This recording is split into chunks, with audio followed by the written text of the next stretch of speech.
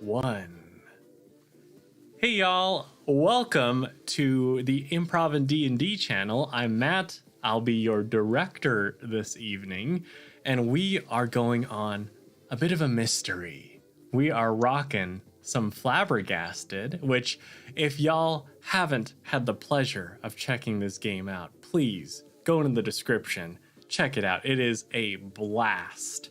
But be ready for a murder mystery, a comedically charged murder mystery from my fabulous October Society cast here. And speaking of which, I mean, let's get it going, y'all, with a little introduction. We'll start with Rachel. Rachel, who are you? Who will you be playing today? And if you have anything you need to promote, if you want people to find you, where can they find you? If not, then tell them not to. Go for it.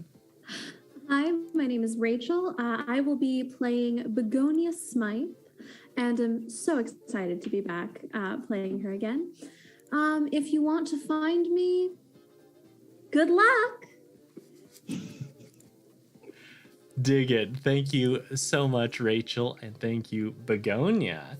Next up, we've got finally making a visual appearance, though he has graced us with his presence many a time and rocked it.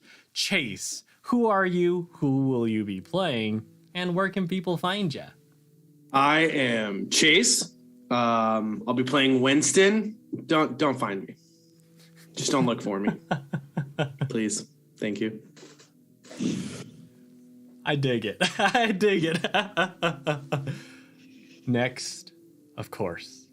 I mean, you came in latest out of all this group, but you came in like a whirlwind, Alex. Who are you? Who will you be playing? And do you want people to find you? I'm getting a vibe here that no one wants anyone to find them. Hi, I am Alex. I will be playing a new character tonight, the role of Gigi. And sure, if you want to see me ruin the Wordle every day, you can follow me at Little Light 92. All I post is my Wordle score every day, and that's all you get. So if you want that, there you go. I dig it. I got it in 3 today, so I'm pretty happy about it. I did too. Very luckily. It was a hard. Yes. It was hard, man. Starting things off with a win, y'all. Yes. All right.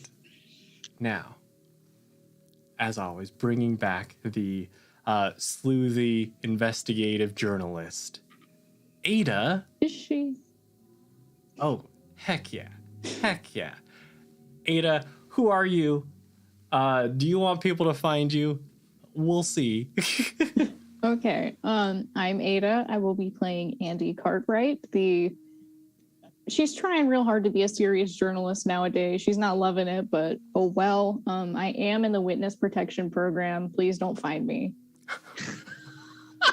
Oh, snap. Incredible.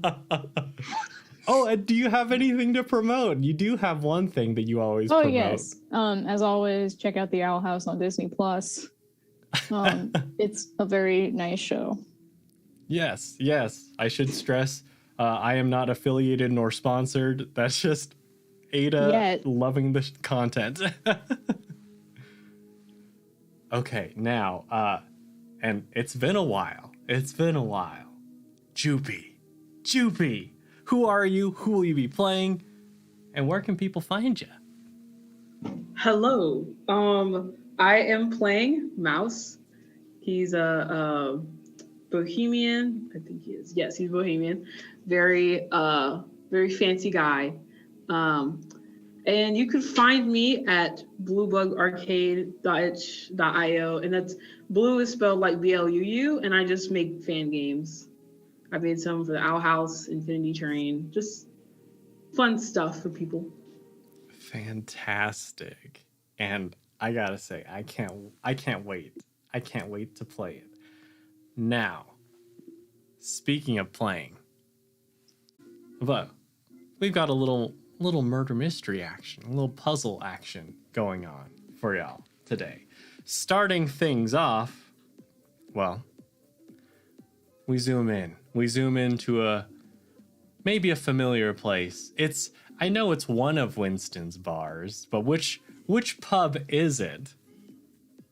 Oh, this would be the Crowned Rooster. This is Winston's pub. This is what he owns. Ooh, nice. This is the one that he owns solely. His brother and his family still help out when needed, but no, Winston tried to set off on his own, left the Cobra's Den in a good spot, and decided to open another bar across town.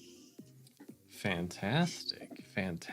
So, at the Crown Rooster, it's quite an evening right now. The Crown Rooster is the talk of the town. And as such, I mean, everyone wants a piece. Everyone's heard about the incredible establishment that Winston is running.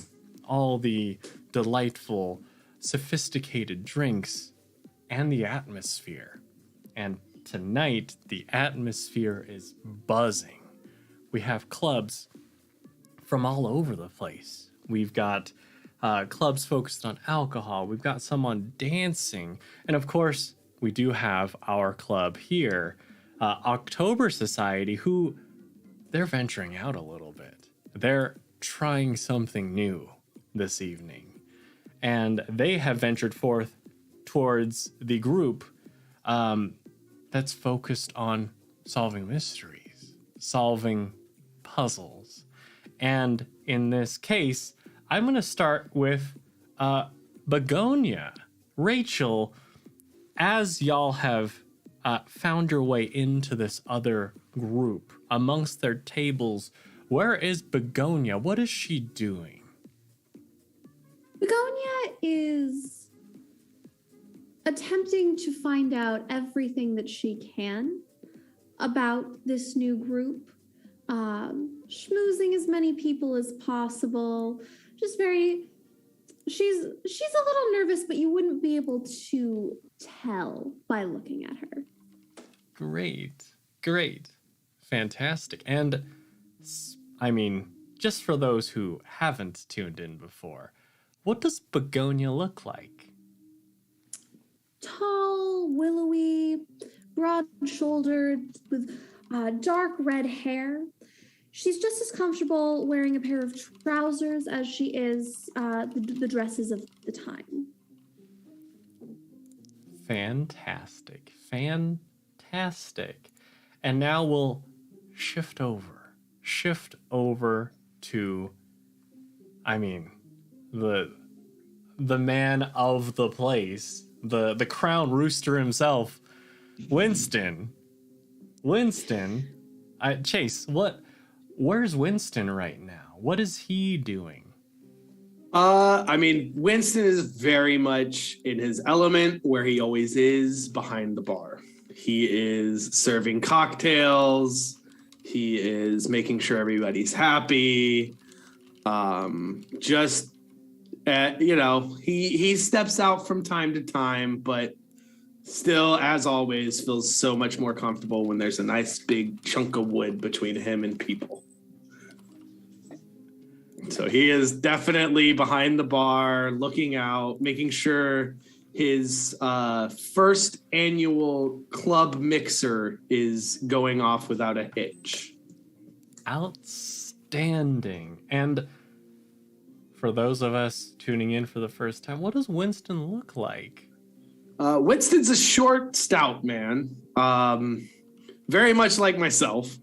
And he is a little older, little bit of salt and pepper in the hair.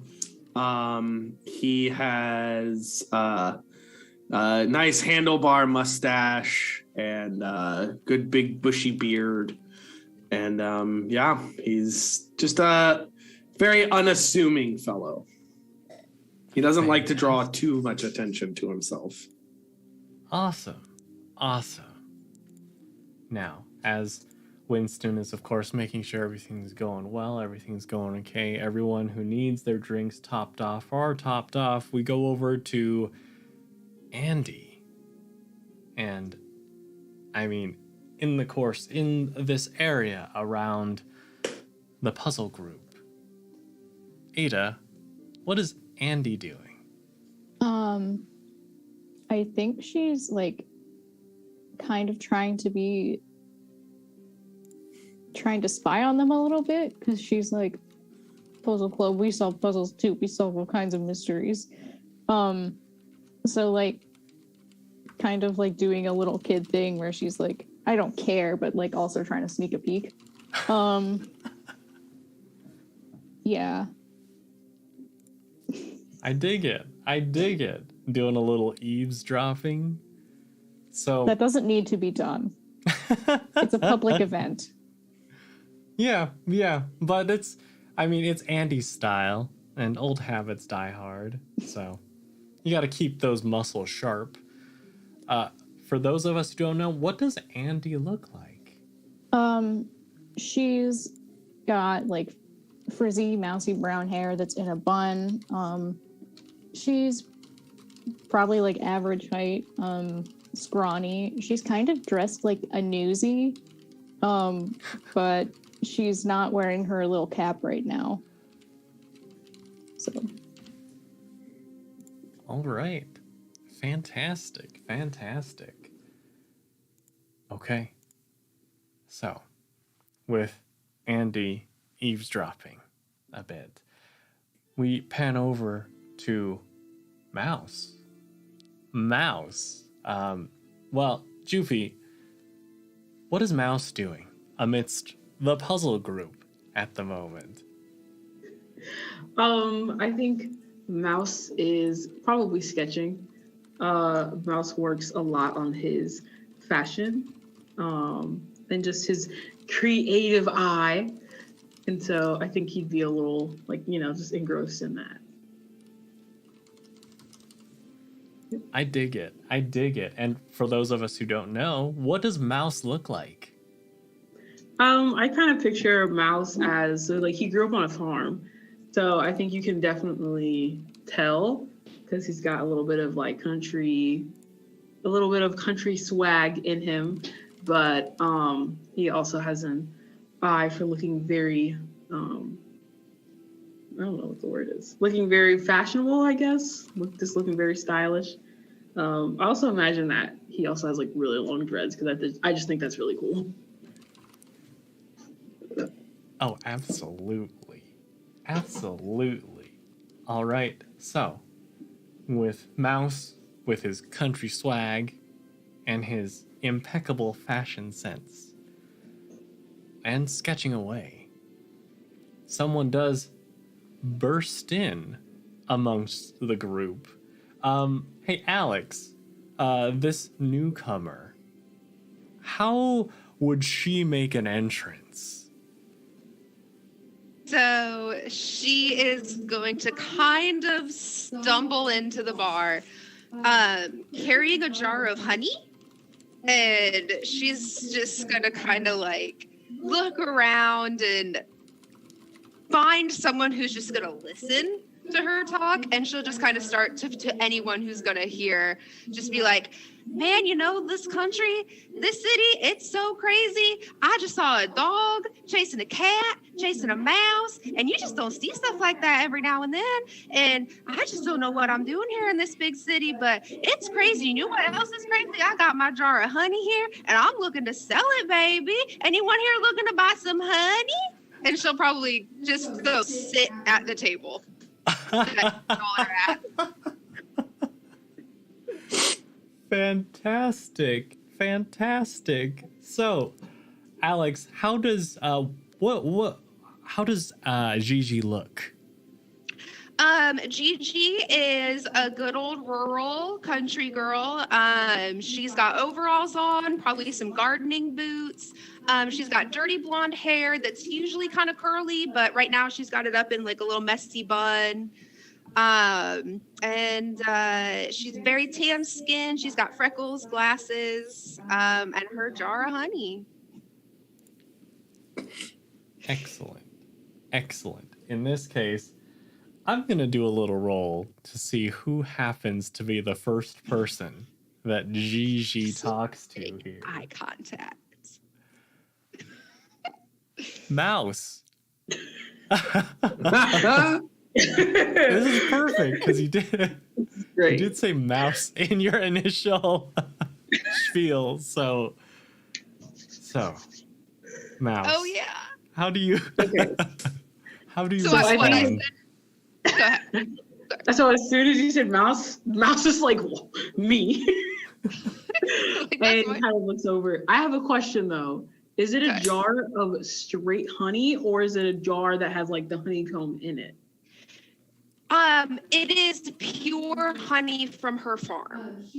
She makes the honey and sells it, so it's like pure natural honey in like a little jar. Nice. Okay. I think that Mouse, because like he knows what it's like to like work on a farm. As soon as he sees it, he's like, how much? Just puts money on the table, doesn't he? Oh, would you look at that? I got my first customer. I can't tell you how long I've been trying to sell even just this one jar of honey. You know, I get pretty good business back on the farm, but getting it out here, it's been rough. But I thought, you know, a bar's got to be a good place because you got hungry people and honey and a little bit of your whiskey, and it's got to be good. Yeah. People around here, they don't know the value of honey. They got all these. How much would you say? Maybe about 50 cents. Okay. And Mouse just gives her a whole $1. It's like, here you go. Oh my goodness, thank you so much. Do you want your change back? No, thank you. You just, keep working Oh, hard. bless your heart. Thank you so much, darling. What are y'all doing here anyway? So the next person that overhears this transaction taking place is Winston. As someone's making a sale in your bar. The two most introverted people in the group. Oh. Oh, goodness. If you would kindly not sell things in my bar, that would be much appreciated. Oh, I'm so sorry, honey. I didn't mean nothing by it. No, of course, but we are a place of business, and, well, you selling things does take away from our business. Yeah, no, I understand. I get it. I didn't mean nothing by it. No harm, no foul. I'll stick out to the streets for selling my business if that works with you. But now since I'm here and I've already sold my thing, what could I maybe get a drink? Absolutely. What would you like? I'll do a good old fashioned. Excellent choice. Winston scurries behind the bar to go make a drink. Great. Well, thank you, sir. Mouse is sweating. The next person to notice is Begonia.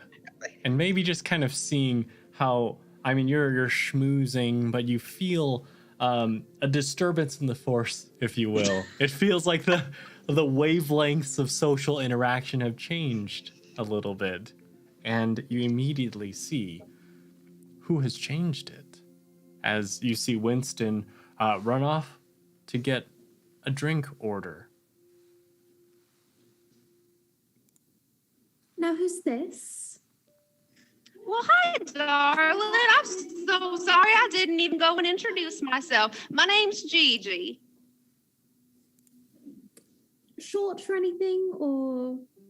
Oh, well, it is actually. It's short for Georgiana.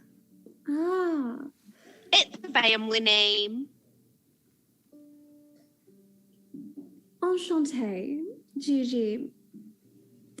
Begonia Smythe. Well, it's good to meet you, Begonia. And she'll like kind of do the old man thing of like, put her there and like shake your hand really hard. Begonia's eyes widen a little bit, like, oh, yes, oh, She does not wonderful. notice. I see you've met Mouse and our good friend Winston. Oh my goodness, so rude of me. I didn't even ask for your names. That's why you perked up when I talking about the mouse mouse out there. Wait, you mean you were talking about me? No, it was a little field mouse out being chased by a dog and a cat, and it was just the craziest thing. Oh. What a Nothing. funny coincidence. Now, Andie, it's at this point you do realize, of course, that, like, eavesdropping. You notice that people have gathered a little bit as the wrecking ball that is Gigi has just come in and immediately all eyes on her. And of course, I mean, to hold company with the incredible, incomparable October Society. Everyone. It's like the people you were listening to, they fall quiet as their attention is drawn towards your people and Gigi. I think I've still been like muttering to Begonia because I don't realize she's left, and I'm like, Puzzle Club's no good. Like the chupacabras, they think they're so cool. Wait, what? And then I look over and see Gigi clad in overalls talking to all my friends, and I'll like kind of sneak over and like try to like, if they're in like a huddle, I just kind of poke my head over shoulders. I don't like try to edge my way in. Like I'm just there now. I don't acknowledge anything. I'm in this group too. I've been here this whole time. Yeah. This is my club. Oh, well, hi, darling. What's your name? I'm Andie, and I like reach into my pocket and pull out the most like lined, wrinkled photo of a dog of corn because I only have one that I carry around with me anymore. Gigi will like rip it out of your hands and look at it and go, she'll kind of study it and be like, you know, I actually think I saw one of these once on my farm. Really? Andie, Yeah, it was the dead of night. I heard a noise outside. My dog started barking. And I went outside and I saw something kind of like that. Went back to go get my shotgun, came back out. It was gone. we should talk about this more later. And then I'll pull out my notebook and like pencil you in for an interview. All right, darling, whatever you want. Nice. So with this, y'all do notice that, I mean, you are at the puzzle club tables as Winston is bringing back the old-fashioned that Gigi had ordered. But it looks like maybe over the course of this conversation, as y'all all meet Gigi, the puzzle club members have kind of been slowly filtering away, as one person comes forward to you all, and he says, are you the puzzle club? Yes, that's us. We solve puzzles all the time. Perfect. I've heard some things at Corpo Manor, and well, I want you to look into it. Seeing, of course, the esteemed puzzle club, you must know how to suss things out, right? Obviously, yes. We are professional mystery solvers as the puzzle club, yes. Perfect. What exactly are you wanting sussed out? Well, I've heard that there's quite a gathering there tonight, and I want to know what it's all about, because there are quite a few esteemed guests, and he kind of looks around a little bit, and he leans in and he says, you know, I've heard that there are some top-tier A-list celebrities that are going to be there, and I don't want to say any names in case any stalkers or anything try to track them down. I see. And who might you be that is wanting this information? I'm simply Mr. Ash. If you can find the information, you can find me at the and he'll start to scribble just on a little slip of paper. It's just an address in a part of town that's fairly upscale. That it feels like the sort of place where if you didn't have an invitation or if you weren't already of the upper crust, that it would feel very uncomfortable going there. Just the looks that you might get.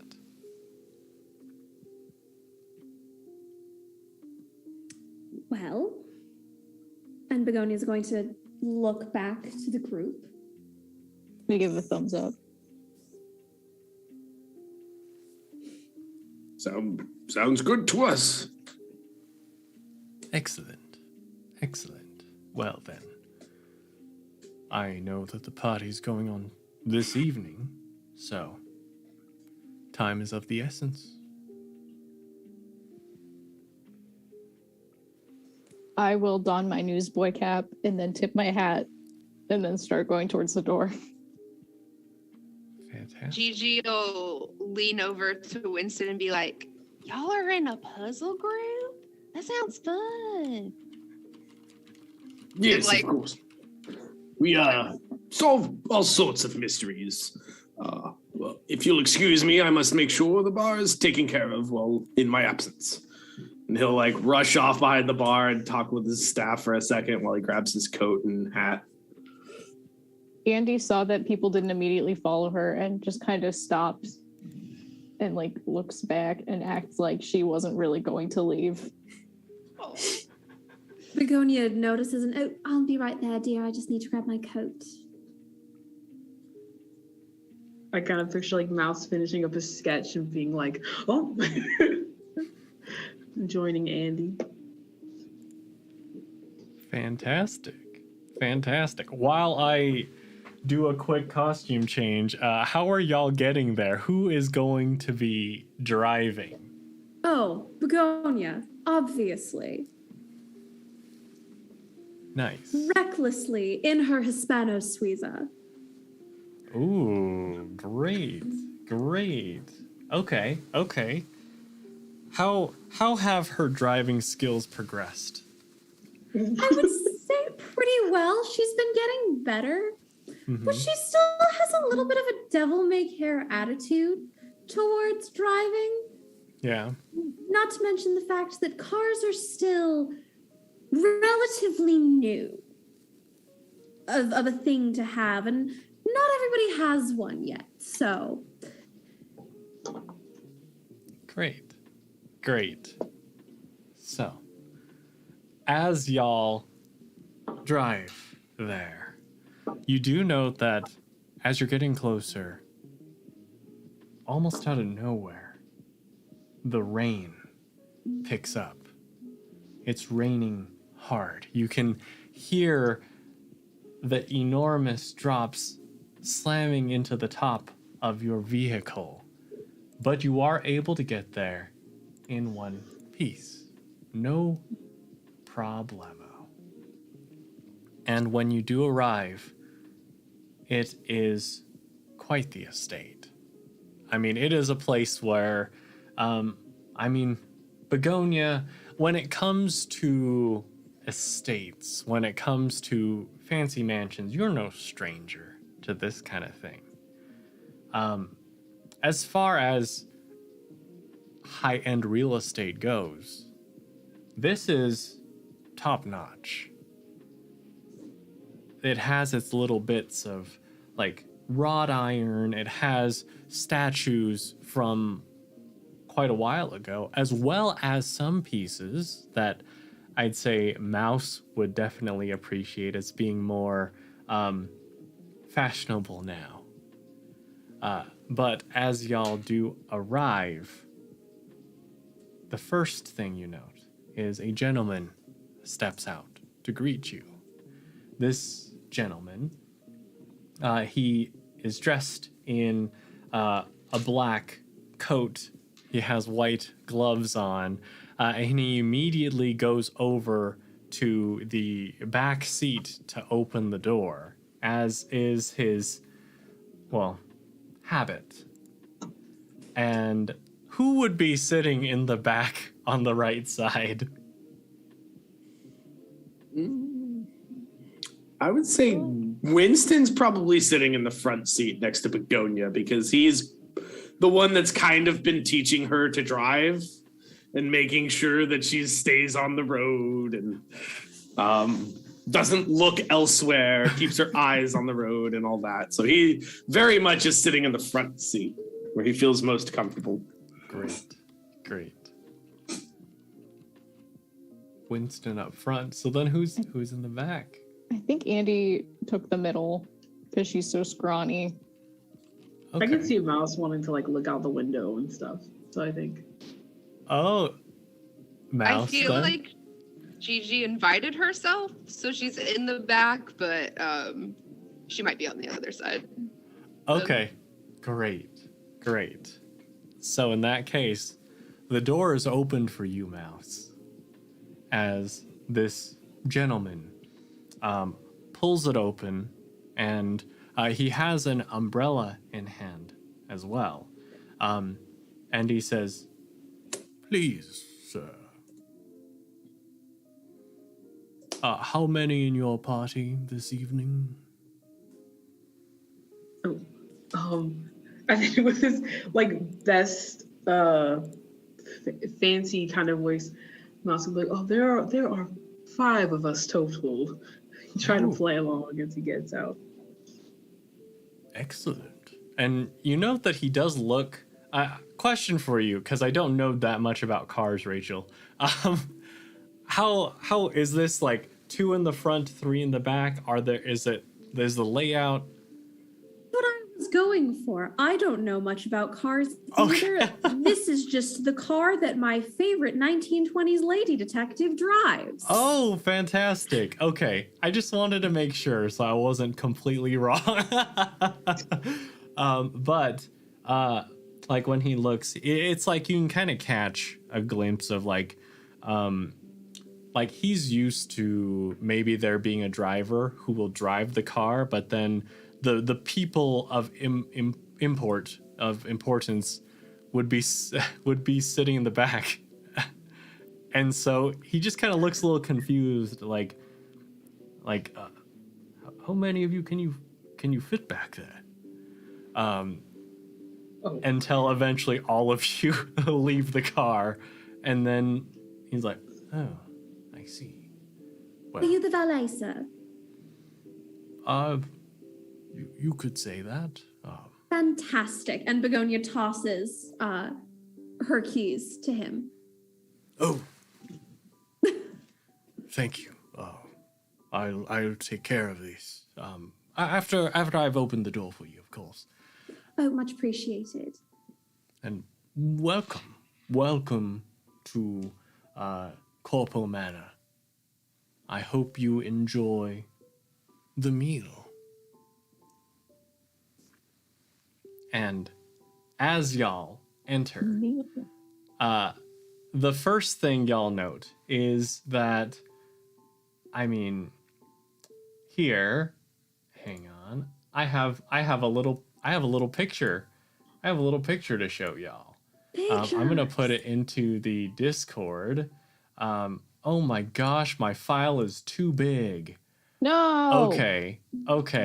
In that case, if y'all are on the stream, please, I'm gonna swap it over there so that y'all can see. But you enter in that center room where you see a circular table. There is a vase atop of it. There are 2 big red sofas on the left and to the right. You do note that there are doorways to the sides there, as well as a set of double doors straight ahead and staircases that lead up, though there is like a little velvet rope that is extended to block passage upstairs. And here, after opening the door, this gentleman will also say, please step forward into the dining hall. Because, well, of course, we don't want to keep everyone else waiting, do we? And he will guide your vehicle into the I guess parking area for this abode. Was Now, he wearing like a name tag or anything? what was that? Was he wearing a name tag? He was not. Okay. Would you like to have asked him his name before continuing forward? I don't think Andie would have done that. I think she just would have clocked him as being suspicious because right now everybody's suspicious. Fair. I have a question. Yes. Does Mouse notice any kind of like emblems on him or anything? Any like family crest, something like that? Oh, yes, I would say so. You would notice a set of cufflinks that say the letter C on them. I mean, and I would say that based on the pristine condition you find them in, these seem to be quite expensive and likely given to staff who work here of a certain level, as opposed to just being just anyone who's hired on. Okay. Now, as you enter, you are met with quite the motley gang of oh my gosh, thank you so much for putting the image there, Juvie. I appreciate it. So if you haven't been able to catch it yet, it's on the Discord. But in that back room with all those chairs laid out, there are a few characters here already. There is, well, first off, there is a gentleman that he's wearing, I mean, he is wearing a little green bow tie. He has golden spectacles on, and you do note that there are some smudges on the glasses, on the lenses. It's kind of hard to make out his eyes. He also has a gray suit on. And you note that when you enter, his eyes are a little shifty as he goes from Begonia to Winston to Gigi to Andie to Mouse. And you note that as he's sitting there waiting for his food, he has a slight hunch, and he has a calculator that's on the table next to his dinner plate. It's very well worn.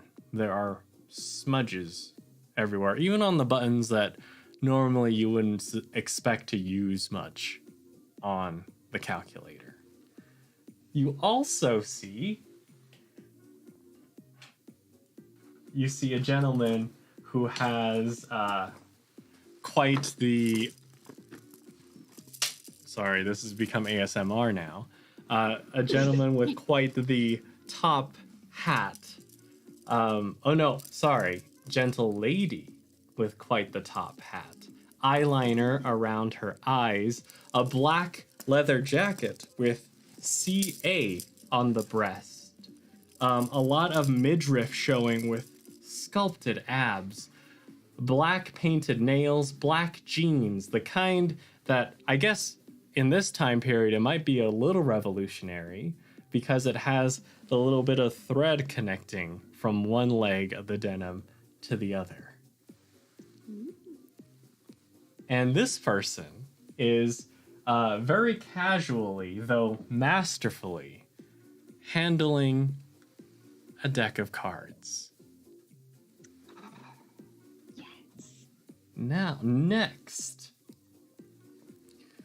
there is a gentleman who... Oh, this one's gonna take me a second. So, I want y'all to think about who you might want to sit next to, because they've all kind of put some distance in between each other. It doesn't seem like anyone is particularly interested in being friendly with each other. Is there anybody that Begonia recognizes? Oh yeah. I'll allow you to choose, because it's either the woman with the sculpted abs, or it's this next gentleman who, and this one deserves a little bit of a reveal, but this gentleman, he's got sunglasses on, and the way he's sitting, he's taking up way more space than he needs to the point where he has like another one of the chairs really close to him so he can put his leg on it.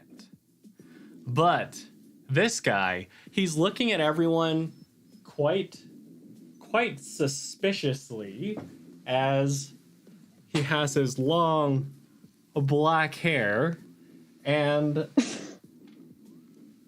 sunglasses. So, who would you rather know of already, Begonia? I'm thinking that, first of all, Begonia sees the woman, you said AC on her jacket? CA. CA. She sees CA, realizes something about herself, files that to deal with later. And then looks over to this other man. What is his name? Is this the person you want to know? Yes. This is Rad Choger, lead singer of Prickleback. Oh. Awesome.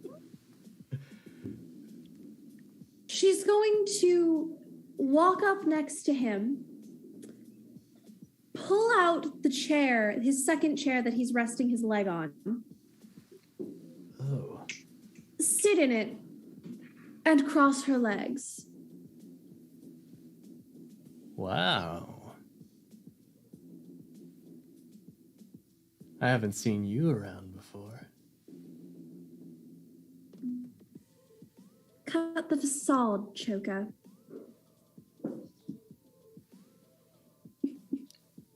Oh. Well, I didn't expect to see you here, but I guess the more the merrier, right? Certainly. What brings you here? I'm here for a meal. I'm sorry, what? I'm here for a meal. Never turn down a good snack. Mm-hmm. I've heard so much about this meal. Do you know what we're supposed to be eating? Well, if I know Mrs. Corpo, it's gonna be something good. I'm sure. Now, as this is going on, where is everyone else deciding to sit? I think Andie's gonna stick close to probably Winston. Good, because Winston's going to probably stick close to somebody he knows, so... Yeah. Fair. So, Gigi. Oh, sorry. Go ahead. oh, I was just gonna say I'll follow Winston's lead because he's probably more familiar with this world than Andie, even though she desperately wants to be familiar with this world. I dig it. Gigi is gonna go over to the lady with the cards because she now thinks that this is a poker game and she's looking to win herself some money. Oh. So she's gonna go sit down next to the one that has the cards in her muddied up boots and overalls Great. in this fancy house. Excellent. Excellent. So we have Gigi next to woman with the abs. Where's Mouse going? So, I have a hunch. I want to be near the musician guy, even though I know I don't know him at all. Okay. Okay. Great. Great. All right. All right. So if Winston and Andie are sticking together, I mean, in this case, it sounds like you two are going to be next to The the greasy man with the man. calculator. Yeah. Okay. Great. Great.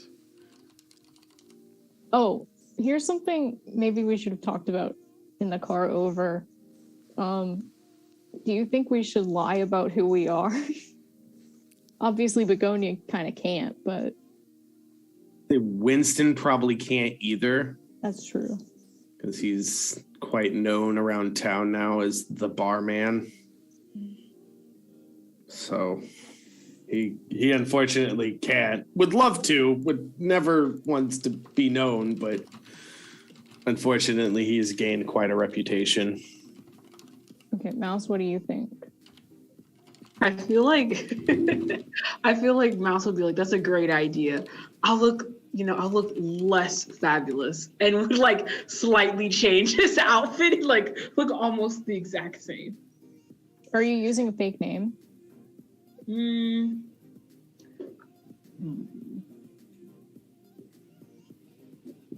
I would, yes, I didn't think about it.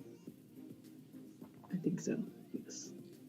I don't feel like people. This is player talking. I don't feel like people would recognize Mouse though, because he usually does the stuff behind the scenes. That's true. I dig that. I could see like people would recognize Mouse's incredible art, but maybe not the man behind the work just yet. Yes. Okay. So I'll have him like take off. I'll say he has like a signature brooch or something like that, and I'll have him take it off and hide it. Okay, I think Andie is gonna like take out her bun and attempt to tame it into a braid. And she's gonna use a fake name because that seems fun. Begonia notes down mentally to teach Andie how to braid hair later. Great. Great. Mouse, first I want to as you sit down next to Radchoger, you do note that he has some business cards that it's like he's got a big stack in one of his very tight pockets. And it's like you would note that maybe if you wanted to, you might be able to grab one whilst he and Begonia are having that back and forth. I want to try to take it. I Great. want to go for it. Great. So, in this case, Oh, jeez. tell me what are you drawing on? Is this a matter of you being brave, or are you thinking, hey, I know the structure of those kinds of jeans, so I know the angle at which to attack the pocket? I love it. Yeah, I kind of want to do a thing where it's like before Mouse takes it, he looks and he's like, do I know that brand of jeans? How deep is that pocket? Is it going to be really likely that he notices, or like? Oh yeah. Give me a creativity and passion then. Okay. Them jeans. Okay. Oh no. Okay. So tell me if I'm wrong. Successes in this game are 5s and 6s, right? Yes. All fails. Oh, We do not have a good track record with reaching into people's pockets. Okay. Okay. Oh jeez. Oh So- my gosh. In this case, Begonia, you do realize what Mouse is trying to do, but unfortunately, Mouse, it's like you're thinking about the brand, but then as you're reaching for it, you realize that like one of the letters, it should be an N of this brand, but it's actually an M. It's a knockoff.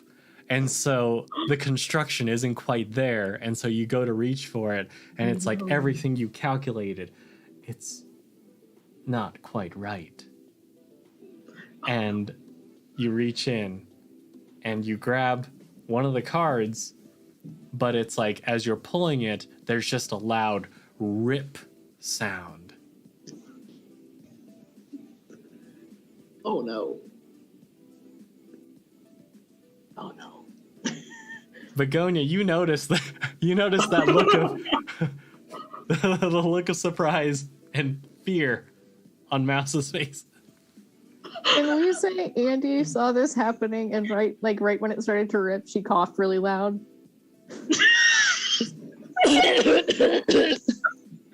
Would you roll a culture and etiquette, Andie? Oh.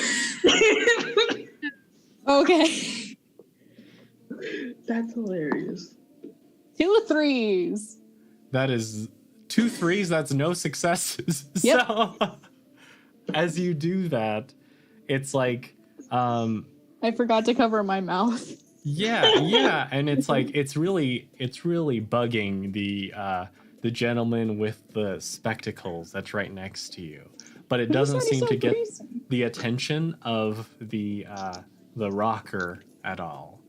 But Begonia, you do see the chaos unfolding. Is there anything you would like to do to save Mouse? Oh jeez. How badly are this man's pants ripping? I would say that it's bad enough that if he were to move around a bit, all of the cards in his pocket would likely fall out, all the business cards, and if there's anything else. But he's not at risk of like his pants falling off or being exposed. Correct. Yeah. Okay.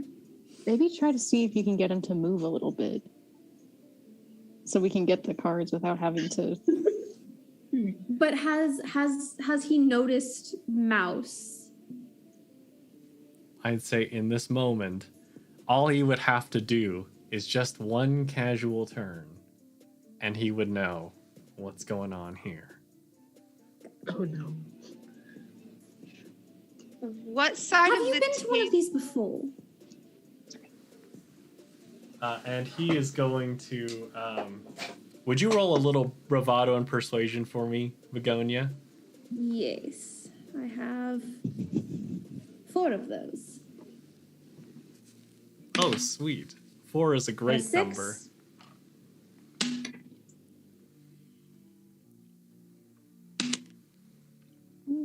How many successes do I need? Oh, I'm going to do a little sliding scale. I guess it depends on how many you get. Got 1 success. Okay. So then in this case, it's like he's about to turn just because he wants to get his hair back over his shoulder. But then as you begin to focus in again, asking him how many of these has he been to, he seizes an opportunity to brag a little bit, to show off a little bit. In which case it allows Mouse, it allows you to be able to very casually back off while the cards are kind of precariously there without having them fall off. So it's like you were never there. Do I have any cards? I'd say you have half of a card. You do see that there are words on it that say, you get the part that says rad, you get a part that says this is, and you get you of, and you get the first part, so you just get the prick of prickleback, and then you get for INQ, but You just get that bit of it. Jeez. So, you've got that. I'm going to jump over to Winston and Andie real quick, as you two are right next to this gentleman with the golden spectacles. And I mean, he does seem a little put off by Andie's sudden coughing fit. Yeah, maybe let's put it's one of those Winston- things where you start to cough a little bit, like a fake cough that transforms into a real cough as you kind of choke on a little bit of your spittle. A real wet cough, yeah. Yes. Yes. Winston will take out his pocket square and hand it to Andie. Terribly sorry about my friend here. Maybe She you seems sit to be. between us. She seems to be falling ill, or might be some allergies or something. Well, I guess be more careful next time, okay? Yes, sir. I'm so sorry. Yeah. And he's gonna kind of scooch his chair a little bit. The two of you do notice who's closer to who's closer to the spectacled man out of you two, Winston and Andie? Definitely Winston. Yeah, probably. Okay. As he scooches, like his hand goes off of his calculator for a second, and you do notice that one of the keys is missing. Which one? Which key? Would I notice that?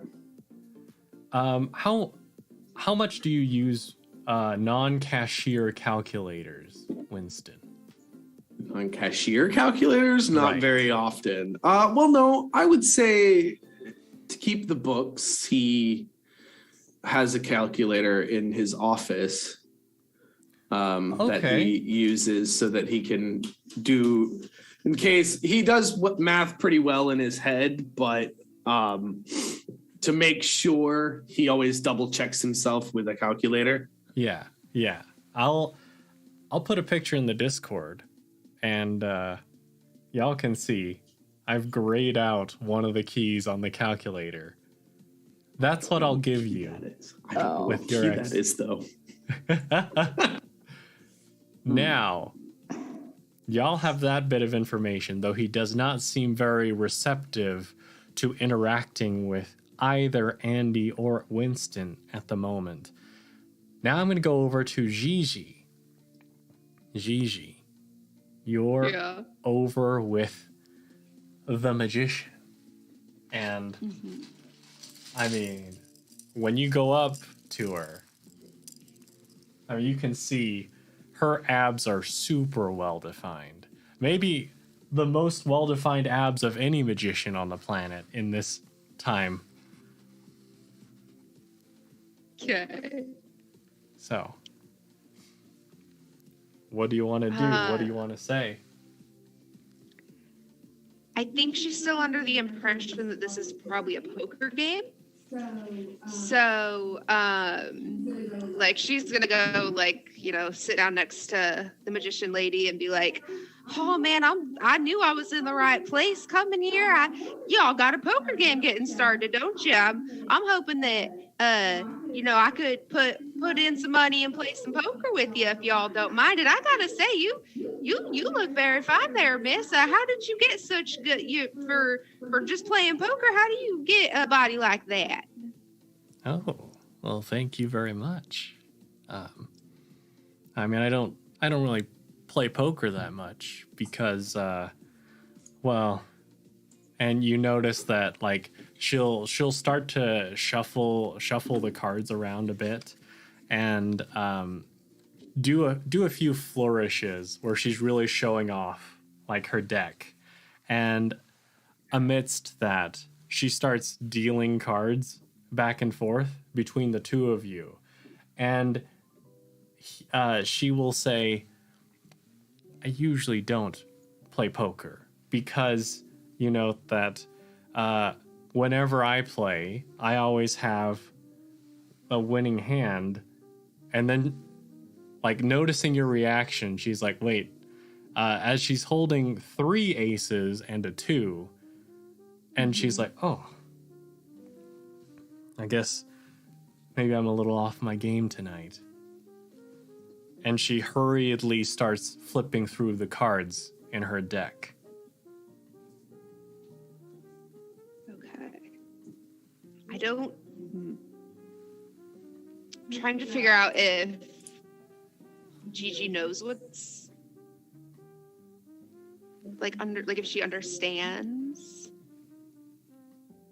I would tell you this, even if Gigi isn't super well acquainted with the rules, at the very least she would know that, I mean, having 3 cards of a kind is great. Yeah. But if you really want to show off, you should have 4. Right. Okay. Yeah. So yeah, she might just be like, "Oh, well, no, that's all right, honey. Well, yeah, and you just told me that you don't really play poker that much, so it's understandable if this is your first time. You know, everybody's got to start somewhere. So if it's not poker that you play, what is it that you do?" Well, I'm a magician. A magician? What does that mean? You do like tricks and stuff? Sleight of hand magic. I mean, you might not, but I'm sure everyone else at the table has heard of me. My name is Christiana Angle, aka Chris Angle. Awesome. Well, that's a nice name. Couldn't you show me one of your magic tricks? You know what? Why not? And she goes, she takes out a little black handkerchief. And she stands up and she says, We've never met before, right? We've never met before. This is our first time meeting. As far as I know. Great. And she is going to wrap the blindfold around your eyes. How's Begonia feeling? Begonia hasn't been watching this. Has been more focused on keeping Mouse out of trouble, but she's not dealing with that right now. Great. Well, as Gigi, as your vision is obscured, everything falls into darkness, not only for Gigi, but for everyone else too. As all of you hear a yell from upstairs. And rushing downstairs is, of course, the butler. And he says, Mrs. Corpo, she's been murdered.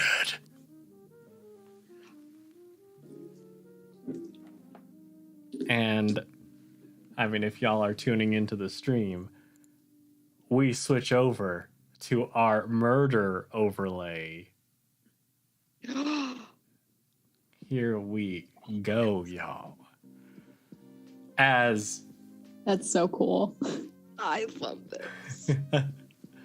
and as this unfolds, y'all note that everyone around you, Rad, Choger, the man in the glasses, the woman with the abs, and there's a yell from the kitchen as well. Everyone is aghast, and everyone is ready to leave. But the butler steps in and says, everyone, I have already called the police. They will be here shortly. Now, Question. Yes. Sorry. Are the lights back on? No. Okay. Interesting. And he says, I have already called the police. They'll be here shortly. if anyone leaves, of course, you will be the top suspect.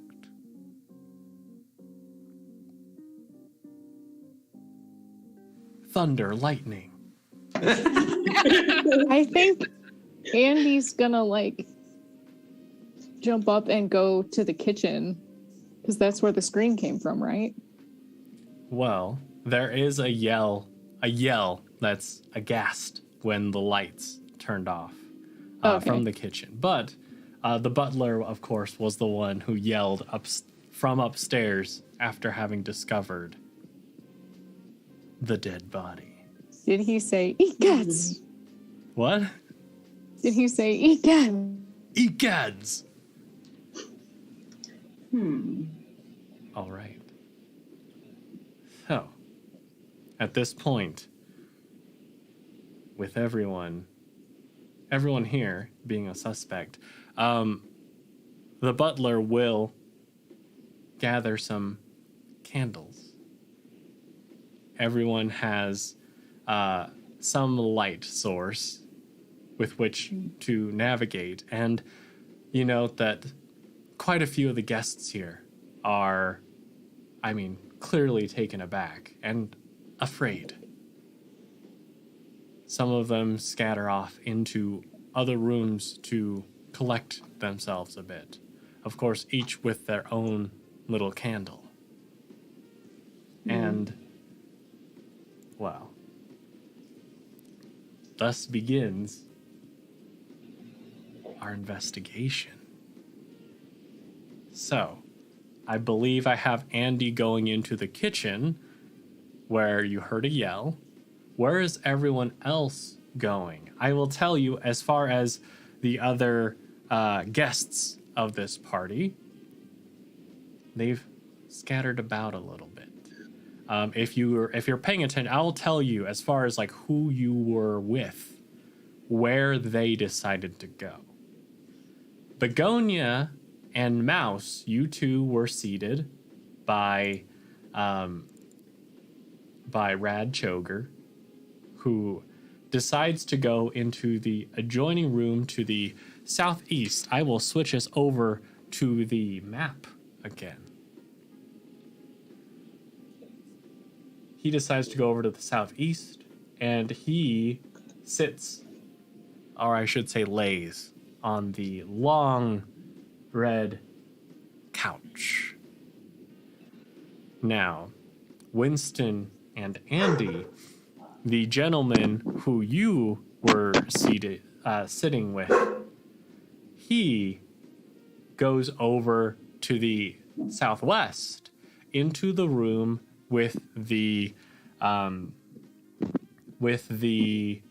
table, with the playing cards, with the chessboard, and he sits in the corner at the desk. Now, Gigi, the lady that you were with, Chris Angle, decides to go into that front lobby area.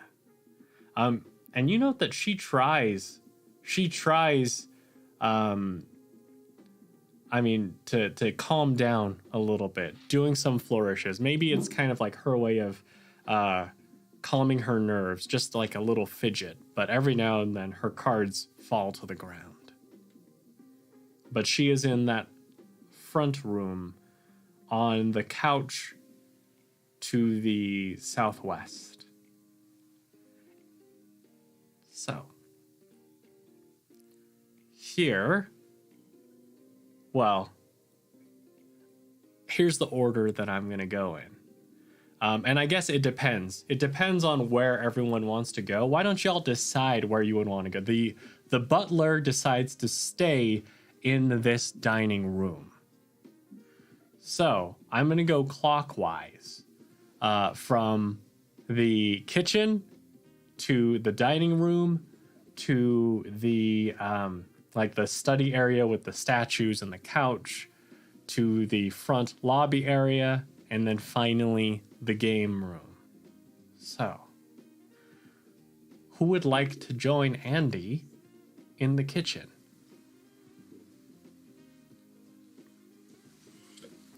I'll say It's okay, guys. I got it. Winston was gonna inquire with the butler about the breaker box to see if he couldn't fix the lights and get them back on.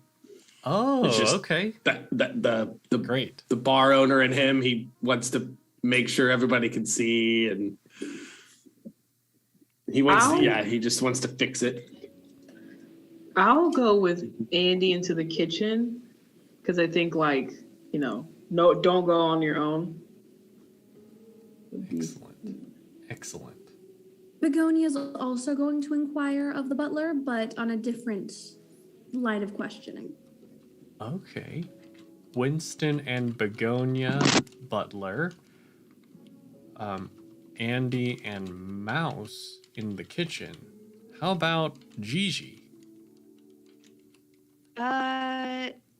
Gigi might follow the woman into the front lobby. Okay. To kind of like inquire about the magic trick and like her being blindfolded and stuff. Great. Okay. So, starting off in the kitchen, as both Andie and Mouse head in there, both of you smell the smell of, there is a whole pig over a fire.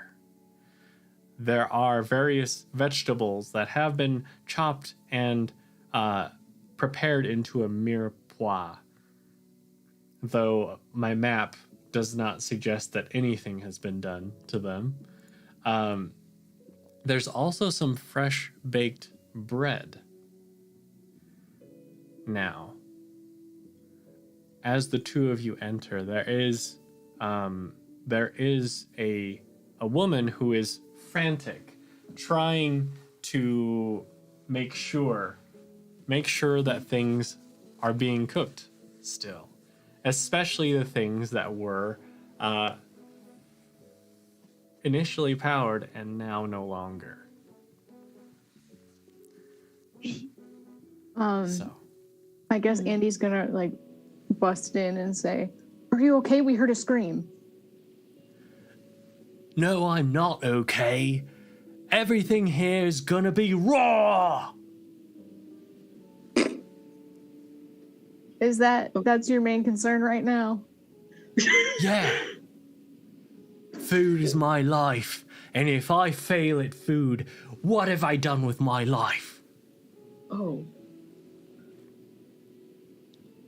I've failed in it. Oh no. Who are you? Okay. Wait, I want to try something. Okay. So, there's this thing, the scene cues, kindred spirits. And this person is like super dedicated to their art. And I want to speak to that artistic side and be like, listen, I know you're going through a lot right now. I know that your creative eye is in danger of being shut, but someone's eyes have been shut forever and we need to figure this out. I don't know. Something really artistic, kind of corny, but still, yeah. Did you hear the butler just said someone died? Okay. So, as you go, does Andie mention someone dying? I think she would be like, "Oh, I thought you were reacting to what the butler just said about Mrs. Corporal." Okay.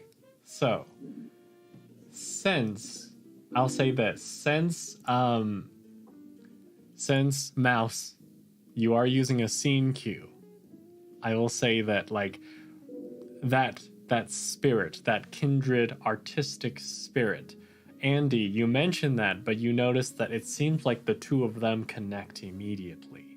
It's one of those situations where you mention it and it's like it feels like there's just this current that this chef is going down on with Mouse, just talking about food, talking about her love for her craft. And There's a lot of maybe a little tension bit here, later when you so- mention it again, So- she'll be on that train of thought of being receptive to the idea. But she says to Mouse, "Yeah, you know, one of these days I'll actually be able to open my own shop.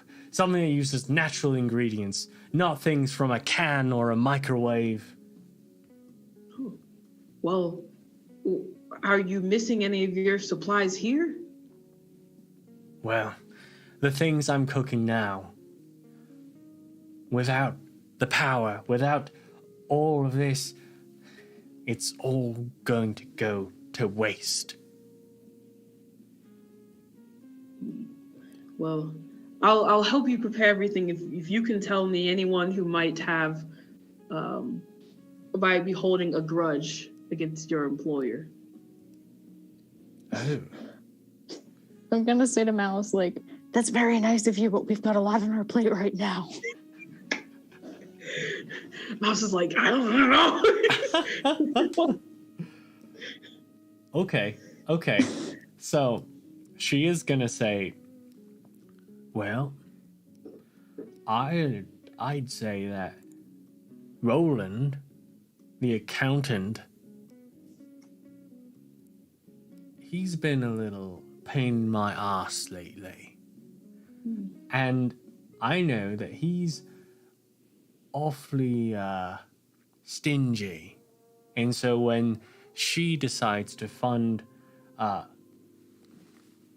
the chaos of Miss Chris Angle and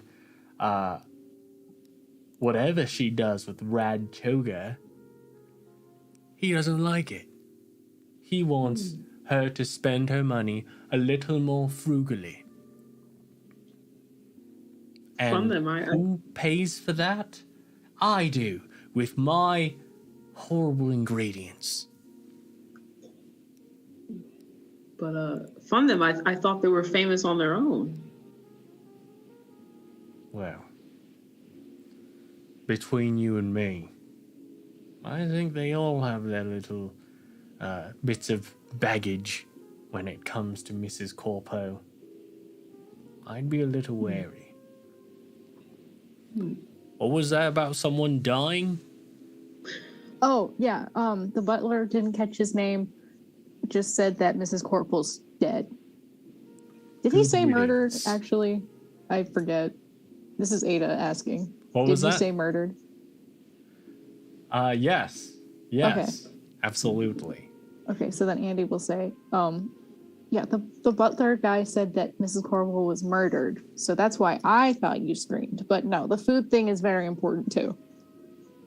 Well, I say, with the way she runs things around here, good riddance. Andie will just say, okay, and like start to back out and kind of tug on Mouse's sleeve. Can before I leave, are there any particularly nice knives that I can take with me? Yeah, are there Or even any matches knives too, that'd be missing pretty also? cool. Well, great that you ask that, because there is a knife missing. Dang. Okay, is there a way, like, is it one of those things on the wall? Like, can we see like how big the knife was compared to any of the other ones? Yes, it looks like as far as the blade goes, it's one that is fairly wide, and you would recognize that it would be used for kind of like an all-purpose knife, something that you would be able to use for most things, though. I mean, you of course have the more specialized ones for anything that requires a little more dexterity, or something for bread, for example. But this would be a fairly important knife.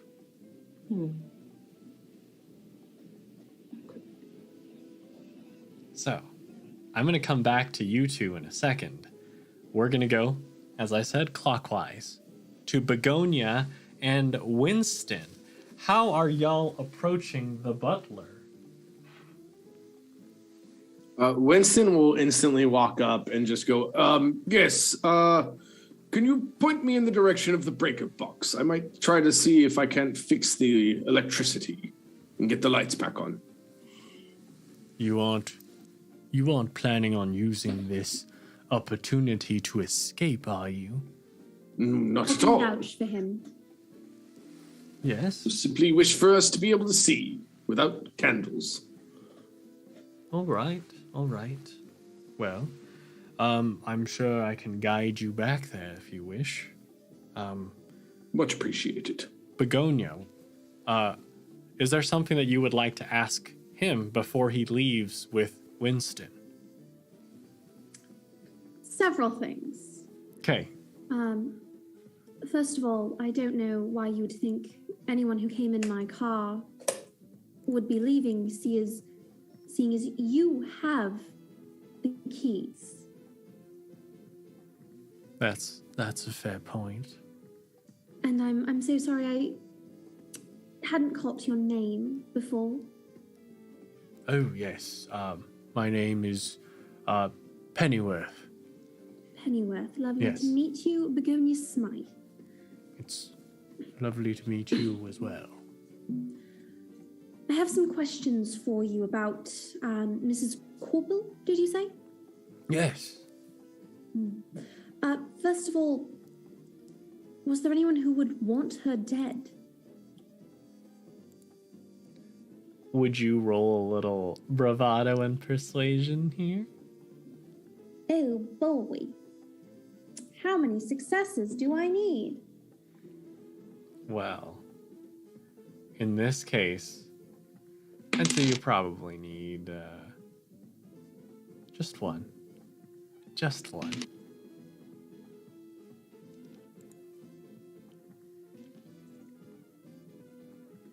I have 1 out of 4. Okay. And he will say, well, from what I understand,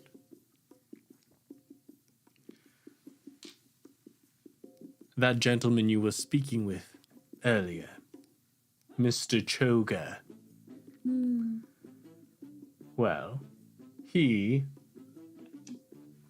has paid Mrs. Corpo a few visits here and there. A few extracurricular visits, if you catch my drift. And I do, unfortunately. No accounting for taste. yes, well, from what I know, it appears that he's caught some feelings for her. But appearances. And so he, wanting to maintain this facade of being a playboy, he continues to gallivant around with all these other women in public. And you can imagine how that might make her feel. Certainly. And so, she decides, well, what's good for the goose is good for the gander. And she has gone around with quite a number of impressive mates, which he doesn't like. I'm sure. And he's the only one who has such motive? Well, that's the one that I suspect the most. And that's the one that I'll tell you with 1 out of 4 successes. Great. Additionally, what's the manner of your lady's death? Well, I hesitate to inspect too much. Having informed the police, I didn't want to touch the crime scene. I'm sure they'll be here any time now, and, well, they'll be able to figure it out. At the very least, I would prefer if we can get somewhere on our own first so that we can speed things along. Of course. One more question for you, Mr. Pennyworth. Yes. You said that you haven't inspected the body enough to know the manner of her death. In that case, how are you so sure that it was murder? Well, I went up to inform her of the meal and to give her a little, and he'll kind of look over at Winston for a second before leaning in to be a little secretive and say, she wouldn't want this getting out, but a little pre-gaming, if you will. Oh, I see. Sometimes you just need a drop of that old Dutch courage. Exactly. I And understand. typically before an event such as this, she might take a little nap, but as soon as she hears the clink of the glass upon her nightstand, she stands right at attention. And this time, nothing. I clinked twice, thrice even, and nothing. Certainly, and of course you would, being her, I'm sure, closest confidant, Yes, would know her best. yes, of course. Thank you, Pennyworth. I'm sure if I have any other questions, I can come to you. Absolutely. As soon as we, and he will make eye contact with Winston, as soon as we are through fixing the box.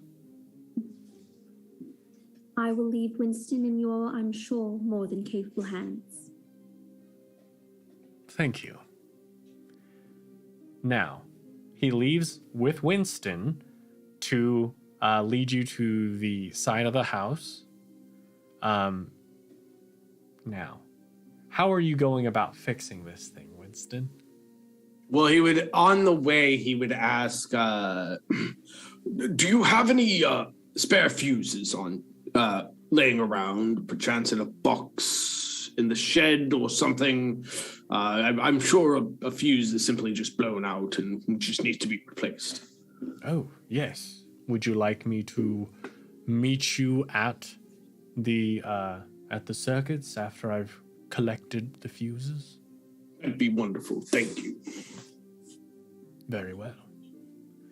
So, yeah, he's able to bring back some fuses. And so, yeah, basically what Winston's going to do is he's just going to check all the fuses, see if any of them are like, there's like black smokiness on the interior of any, to see if they popped or anything like that. And Great. yeah, he's just going to kind of check the fuses and see if any need replaced first. Excellent. Excellent. In this case, I mean, which trait do you think would fit handling a fuse box the most? I mean, personally, I'd say wit and sharp. Go for it. Okay. That is 0 successes. Okay. It's just that kind of night, y'all. But I will use Lucky Break Okay. to succeed. Okay. Great. Great. Absolutely clutch. So, with Lucky Even Break, that.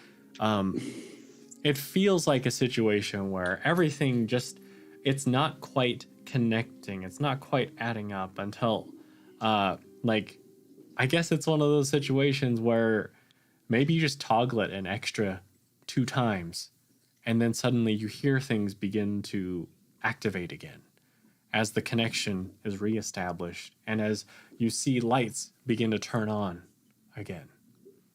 And Pennyworth is going to say, that was quite impressive. Thank you. I've known my way around a fuse box or two. Yes, that is evident. Good job. Well, that should help us with our investigation. Yes. Yes, of course.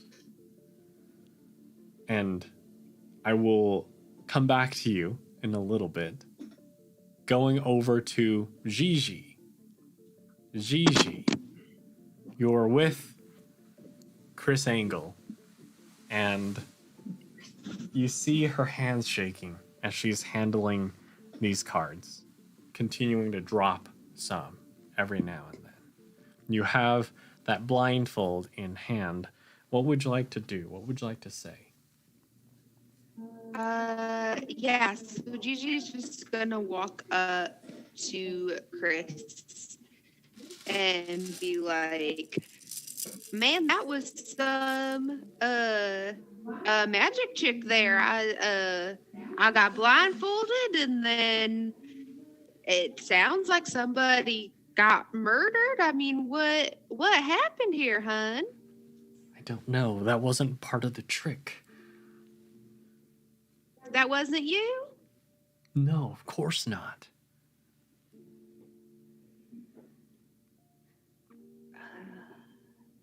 Well, who do you think? What do you think happened? I couldn't see nothing. I had your blindfold on my eyes. I couldn't see. Well, roll a little persuasion for me.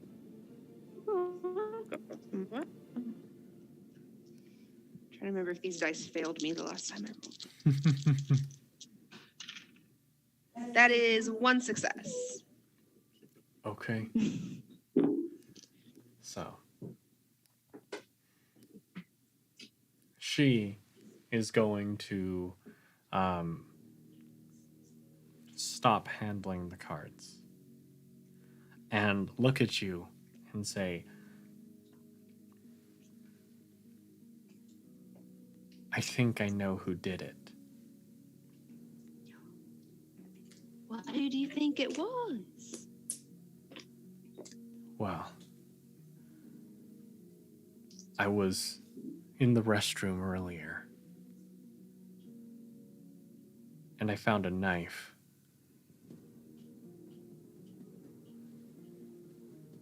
And that is where we're going to go into our break. So, Okay. thank y'all so much for tuning in.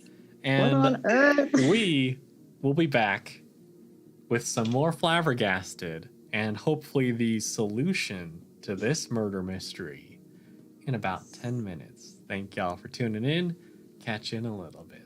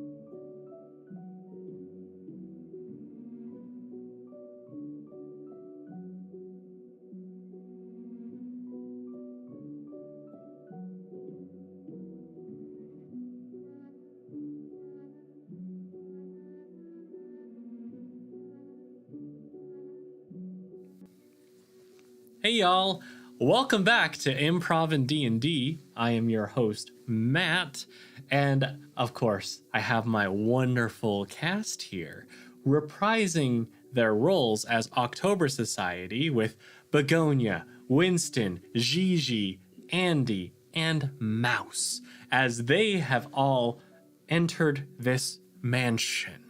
And suddenly, there was a murder. And in the course, in the aftermath, in the darkness, our group decides to start investigating. And a big thank you to Hungriest Clone for tuning in. Appreciate ya.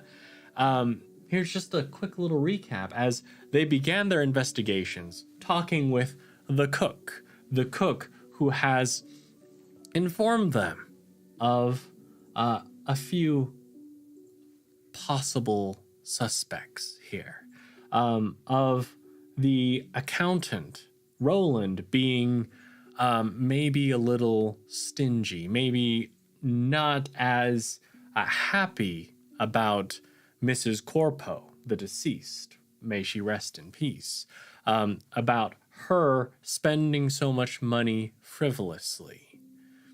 Now, the cook has also expressed the words good riddance, hearing about Mrs. Corpo's death. And before leaving, Mouse and Andie did find that one knife was missing. One of the crucial chef's knives.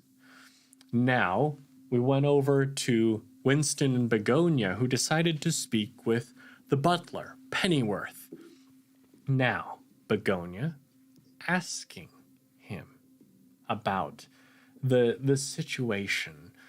She was able to find out the crucial detail that Rad Choger was in love with Mrs. Corpo, but having to keep up his playboy rock star image, would be gallivanting around town with other mates. And so she decided to take it upon herself to say, hey, if he can do it, why can't I? And she did, which did not make him happy. Now Winston goes with Pennyworth and fixes the circuits. I don't know how electricity works. I just like that it works. Winston knows how it works, and so he fixed it.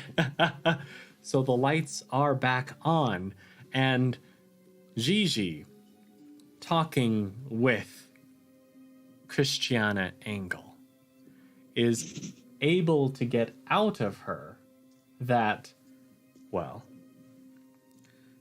she found a knife. She found a knife when she went to the bathroom, though she is quite distraught at the moment. As she's handling her cards, she's dropping them, quite a lot of them. So, picking it up here, Gigi, I dropped you quite a cliffhanger bombshell, so Yeah. I'm going to start back up with you. What would you like to do? Then I'll go over to Andie and Mouse, and then Begonia and Winston. I think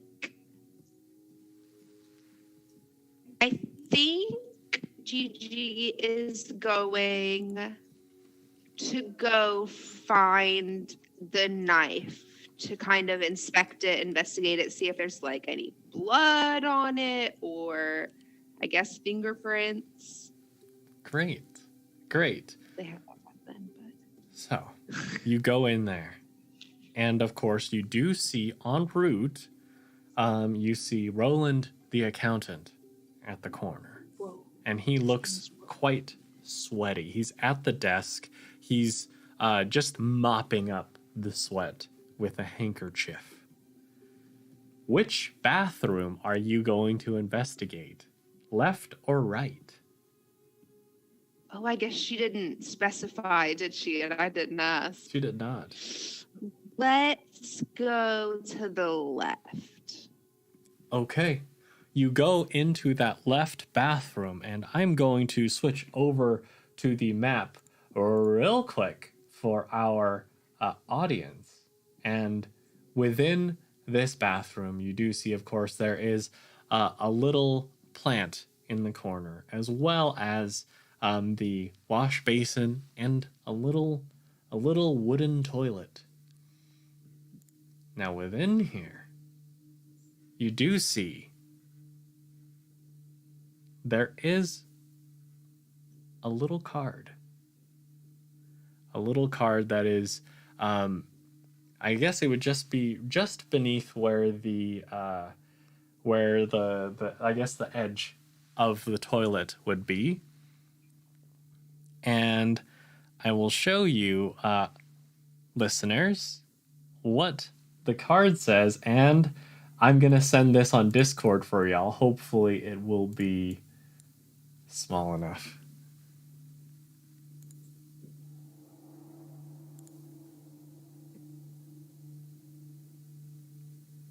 Ooh. And there is a little red stain on it. Awesome. You said it's hanging out of the toilet? No, it's in like a corner, back behind the toilet. Oh, okay. Okay.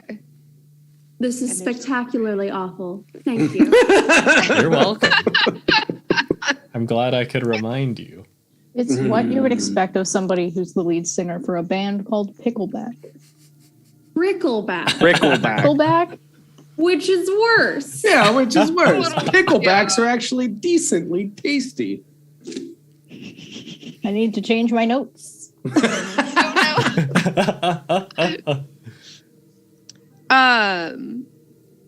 Yeah, Gigi will pick up the card and probably just like pocket it for now. Is there anything on the back of it, maybe? I would say on the back of it, you do see that Rad has signed this, but very lackadaisically. Okay. Okay, yeah, she'll pocket it for now. And then since she's looking for the knife, she might go like peruse the plant and see if it's like there's a knife hidden under it or around it. Oh, okay. Okay. Great. As you're doing that, did you lock the door? No. Straight, fully open. Actually, she might I have don't closed like it, but I that don't think she locked it. question. Right? Okay. So, bursting in through the door to the point where the door, as it swings, it kind of knocks you in the butt a little bit as you're looking through the plant. Is, of course, our bespectacled gentleman, as I drop everything, our bespectacled gentleman who runs in and throws up into the toilet. What the heck did you go and do something like that for? Wouldn't you? Someone's been murdered. Yeah, and rather than getting sick about it, I'm trying to figure out who done it. Who knows if the murderer's loose? Anyone could be next. You could be the murderer. Well, I ain't. That's what the murderer would say. Ugh. You don't know nothing, sir. Would you get out of here? I'm trying to investigate. I just see that you've got your hands dirty. That's suspicious. My hands are always dirty. I work on a farm. A likely story. She'll just kind of like gesture to herself, like, I don't know what you expect from me, sir. I've got my eyes on you. Well, Don't I leave think town. you're being pretty suspicious. I've got my eyes on you now, too. Okay, so it's an eyes standoff. I guess so. And he throws up again. Now, I'll tell you that unfortunately, when you investigate through the potted plant, all you find is dirt, the Okay. roots, but there doesn't seem to be anything else of note in this pot. Okay. So, Can I? go ahead. I was going to ask if I can invoke my Wanderer scene cue. Oh, And do you need me to read it or? please. Okay. You find that the best thing to do when you are at a loss is to let yourself wander. You follow your artistic soul and somehow you end up at the exact place you needed to be in. The director will lead you to a new location. Oh, okay. Okay, great. I'm gonna leave this guy to throw up and just kind of wander around and see where it Excellent. takes. I will lead you somewhere, but I will come back to you Okay. once we've gone through everyone else again. Excellent No. move. Yeah, that's fine. Andie and Mouse, where are you going? Okay, so would we see Begonia in the dining room when we leave the kitchen? Yeah, I would say so. Unless, I mean, Begonia, after you had spoken with Pennyworth, would you have gone to anywhere else in a hurry? I would have probably gone upstairs to take a look at the body. Oh, okay. Okay. Great. Great. In that case, I mean, based on the lengths of the conversations, I would say that as Andie and Mouse leave the kitchen, you would see Begonia heading out of the dining room with intentions to go upstairs. Okay. I think Andy's gonna like flag her down real quick and be like, "Hey, just so you know, there's a knife missing from the kitchen, and also the power was completely out, so there's no way that butler could have called the police."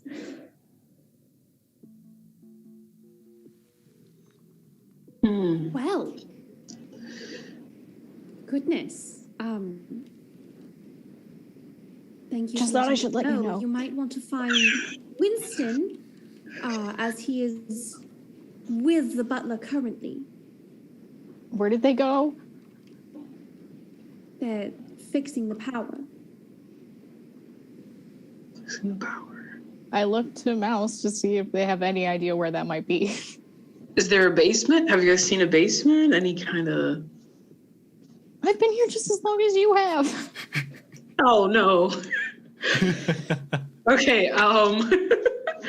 Trying to pull up the map. Oh, I wish I had the Wanderer scene cue right now. Oh, scene cues. Yeah. Do I have anything? I have nothing that will help. All of Andy's were chosen to cause stress. Hey, that's perfect. Wait a I could minute. use a little more stress. Can I go back to the kitchen and because me and the cook are like besties and ask where the circuit, what did you guys call it? The box? The breaker. Breaker box. Yeah, thank you. Find where, I can't remember. Find where the breaker is. Yeah, absolutely. Okay. And when you go back in there, you kind of see that, like, I mean, she's still working on trying to save everything she can.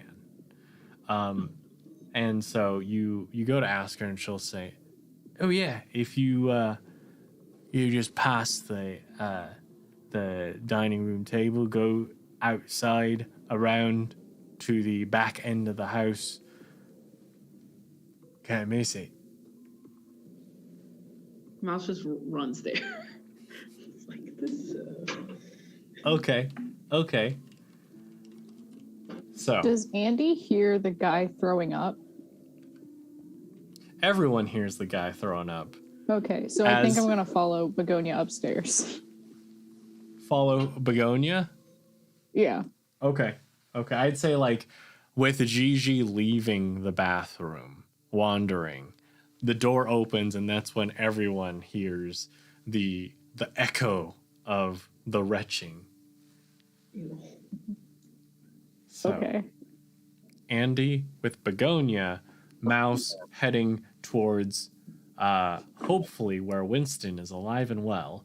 Yeah, I'm going to go to Andie and Begonia first because I want to cause as much stress as possible. So, Begonia and Andie, as you two go upstairs.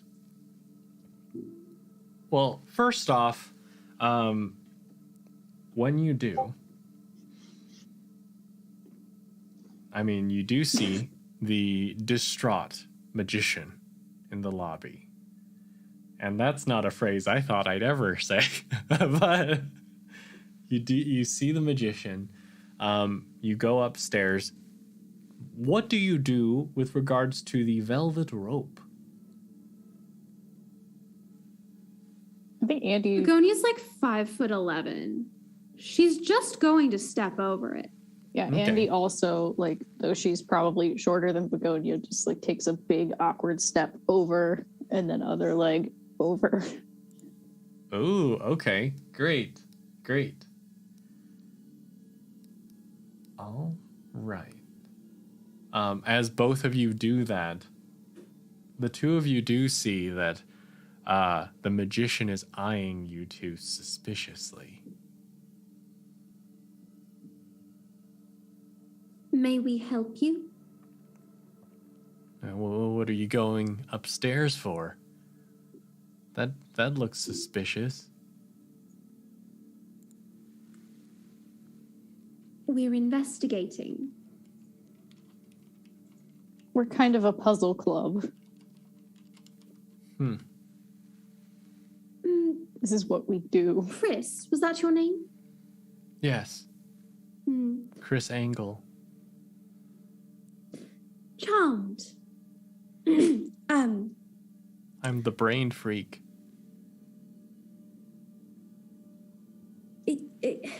Yes. Tell me, Miss Engel, have you ever met a Mr. Ash? Let's see.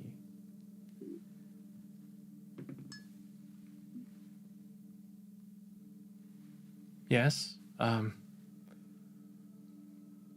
may have done a show with his associates once or twice. What is his associates? What sort of associates are they? What sort of a man is he? Well, when he came to me, he didn't tell me a lot, but the dollar figure was enormous, so I mean, I was just getting started. I didn't have a regular gig yet. So Mr. Ash helped you quite a bit with your career. Yeah, I guess you could say that. I see. Is there any reason that you know of, he would be interested in the goings on here tonight? Or to your knowledge, did he know Mrs. Corpus? You want to roll a little persuasion for me? I sure do. That's a 5.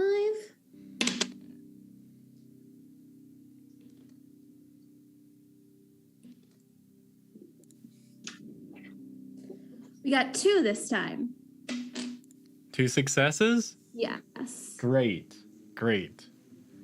And she'll say, well, I know that Mr. Ash and Mr. Corpo are pretty good friends. Mr. Corpo here? I don't know.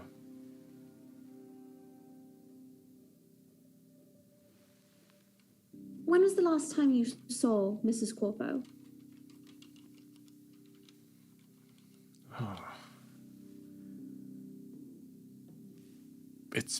been a few months. I see. She usually doesn't. I mean, when you get to a certain point, and you do note that at this point, she does seem to soften a little bit, and like some of that magician swagger comes out as she says, "You know, when you get to a certain point, they don't have to check in with you as much anymore. They know that my act sells, so I do my act, and they'll help fund new inventions." Inventions. You also work as an inventor. Well, and I'll carry over your 2 successes and say, I mean, as far as magic goes, there are certain things, certain mechanisms that help with certain illusions. Of course. Like what? What was that, Andie? I said, like what? Wow. And you'll see that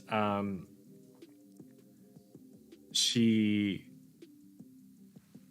raises both of her hands real quick, and then you see her take out a little bit of paper, and she'll wave one hand over it, and you see it immediately light in flame.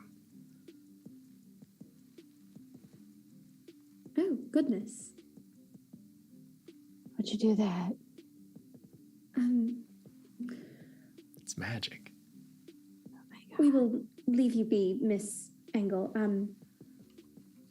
I may have some more questions for you. But before we leave, do you know of any reason anyone would want Mrs. Corpo dead?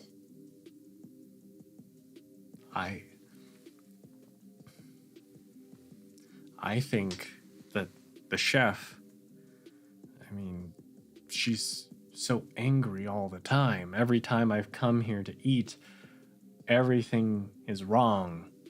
She feels like she doesn't get the supply she needs. And then I found a knife in the bathroom. Which bathroom? I see. Over there. Thank And you, she'll point Miss Engel. ambiguously in the direction where there are 2 bathrooms.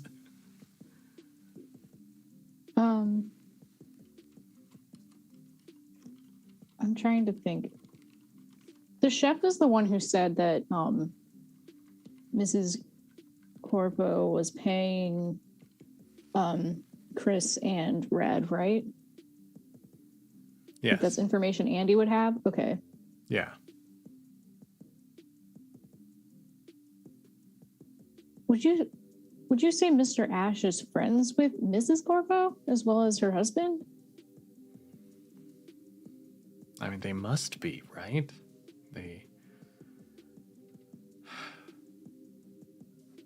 I mean, and she kind of looks to Begonia, and then says, yeah, it's when it comes to those upper crust, if you're in a committed relationship, then you would be seen together all the time, right?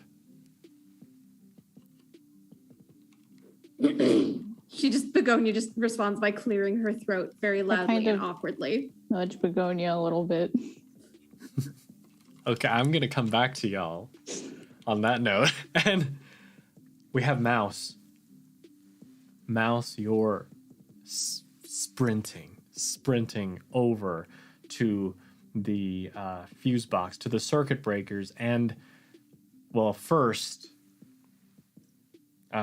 you hear a voice call out, "What's your hurry?" And you see in the darkness, outside, of course, and I guess it might be a little bit enhanced by the fact that there's light inside now, but just in this in this very narrow alleyway, coming out, putting his gloves back on, is Pennyworth.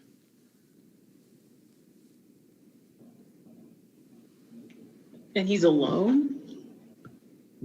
Followed shortly after by Winston. Oh! Thank God. Oh, I jeez. was so scared. All I could picture was that scene from Get Out. I was like, oh no. Much as I love Winston, I would have been absolutely okay with him dying just for the bit.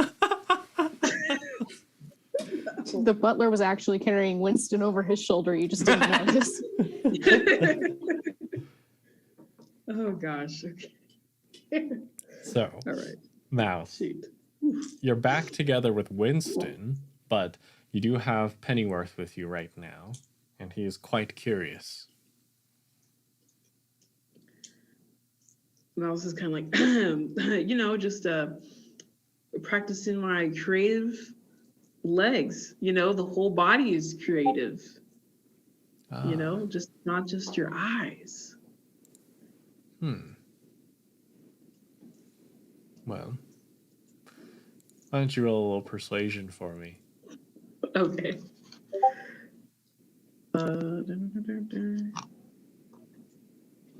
Oh, jeez. Oh, one success. Nice. Okay. You I do notice rolling. he seems to side-eye you just a little bit. But he does carry on past you, back into the house. Now, you would have a moment to catch up with Winston if you'd like. Out of prying ears and eyes. So, Winston, did you guys have any success? I guess not. Yes, we've got the lights back on. Okay. Wonderful. The mouse is like double checking, making sure that the butler came here. Like, dude, I thought you were possibly dead. Whatever do you mean? I just went to go check the electrical circuits, and the kind butler helped me with the fuses, and I don't see where I was in any danger. Well, we've got a knife that's missing. Because, sorry, this is player. Mouse does not know anything about what's happened upstairs, right? I didn't think that he did. As far as like the back and forth between Begonia and Chris Angle, nope. You have Okay, no wanted to idea. make sure. Okay, yeah. So You then, would know that the knife is gone, though. yeah. I would know about the knife, but I wouldn't know anything else. Okay, yeah. So I'm gonna, so Mouse is gonna tell Winston, like, so we still don't know what's going on, but we found out that a knife is missing, and that's pretty concerning. Ooh. Dear, do you believe it was the butler? I don't know, but I know that it was just you guys, and you guys away from everyone, and I just wanted to make sure you're okay. Yes, I'm just fine, Mouse. I appreciate your concern. Of course. Great. I have a question. Yes. Are we technically outside of the house right now? Yes, you are. Can I look up and see if I can see anything through windows? Any people doing anything? Yeah. I mean, Could be right now, sketchy. upstairs, it's pitch black. There's no lights in the upstairs rooms. Okay. But if you are, I mean, in this area down here, there is something that Winston might note. that stands out a little bit. You do see It's the knife in his chest. Sorry. I couldn't control myself. I'll be quiet. So, you do see that, and it's a little faint, but on top of this unmarked bottle is a little, it's an M and a C.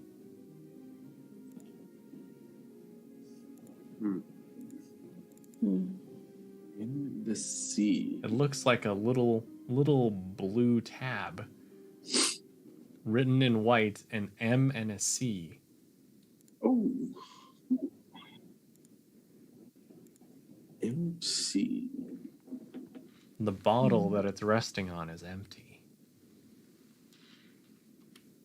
I inspect this. I want to know. I want to open like the bottle and like sniff it to see if I can get any kind of an odor. Okay. Sense any kind of an odor from it and see if I could maybe tell what was in it by its odor. Great. What you would note is that the bottle itself, it's very, very clean, very well kept. There aren't any smudges or fingerprints anywhere on it. Even inside, there doesn't seem to be any little droplets, which Winston, you being someone who you tend bar, very rarely are they able to drink every last drop from a bottle. There's always some residue or something. Absolutely. So it's odd that it's so clean. You don't smell anything inside, though.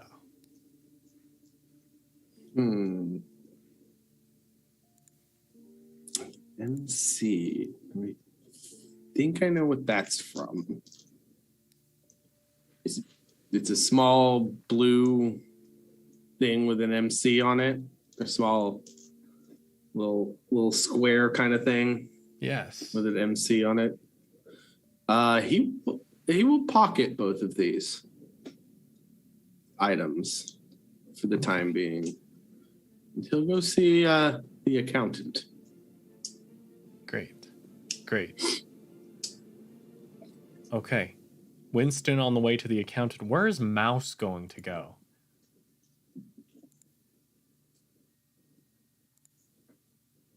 Oh, sorry, you're muted, Mouse. You're muted. I said, I think after seeing the lights were off upstairs, and now, he knows Winston is okay, I think he would go upstairs.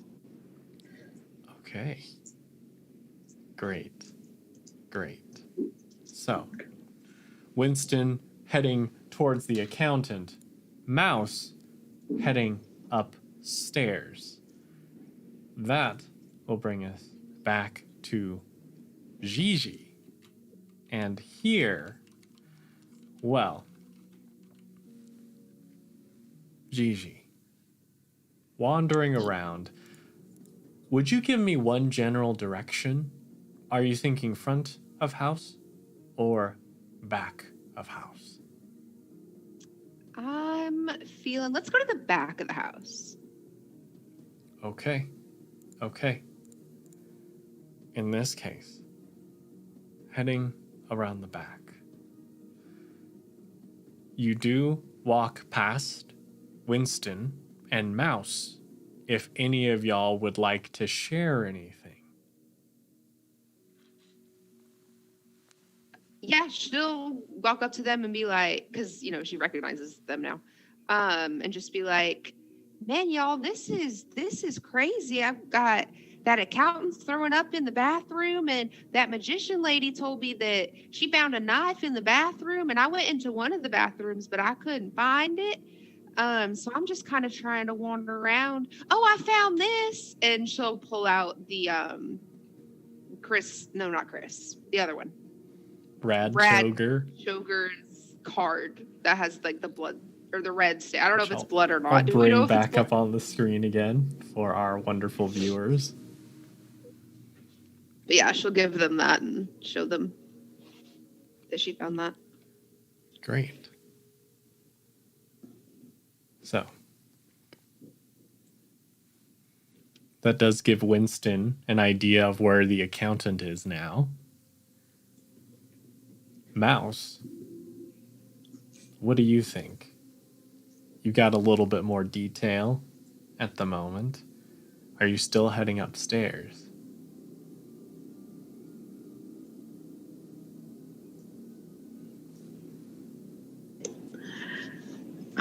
Yes. Okay. I'm on the fence. I'm a little like, I don't know. Okay. Great.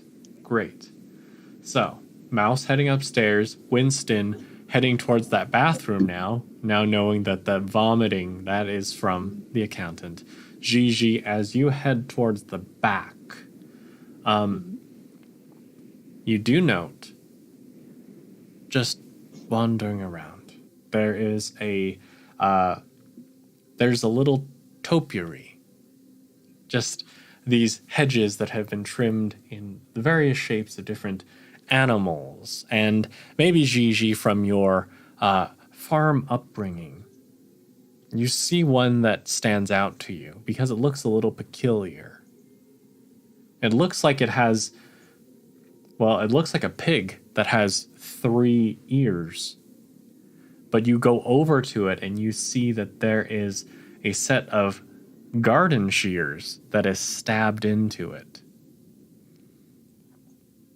It is clean. It is pristine.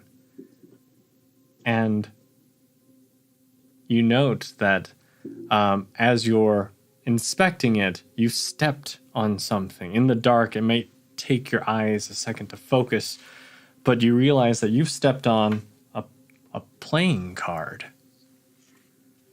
And that is the Ace of Diamonds. Was that the one that was missing? I think that was the one that was missing. And she didn't have her ace. Okay. Then she is gonna book it back to, because the magician's still in the front lobby, right? Yes. She didn't move. Okay, yeah. Gigi's gonna book it back up to her. Okay.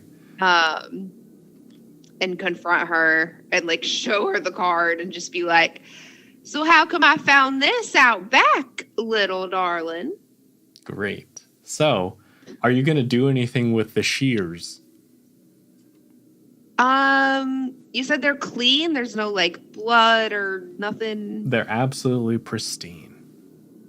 No,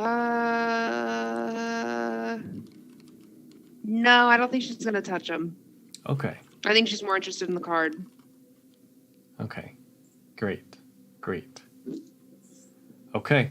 Playing card. Heading back up to Chris Angle. Okay. So, as you're running back in, I'm going to come back to you in a second so I can emotionally prepare myself for that confrontation. Yes. Now. Okay. Begonia and Andie, you had talked with Chris Angle. It sounded like both of you were heading upstairs, or were you continuing? Okay. Heading upstairs. Okay. You've crossed the threshold. Great. Now, going upstairs, is there a specific direction you're heading in? Really just sort of trying to find the room of the lady of the house. Begonia sort of is going to go off of where her room is in her own home. Okay. For a start. Should we split up? I think that could work. Is there an upstairs bathroom? Oh, yeah. Absolutely. I might look in there just to cover all our bases. Okay. Okay. Sounds great. So, as Begonia heads, splitting up from the stairs, you have a couple options. You can either go through the set of double doors that heads towards the back of the house, towards where, for Begonia, you would recognize, most likely that would be the direction to the master bedroom. She'll go that way. Andie, are you going to go in the same hallway, or are you going to go in the front end of the house to look for a bathroom?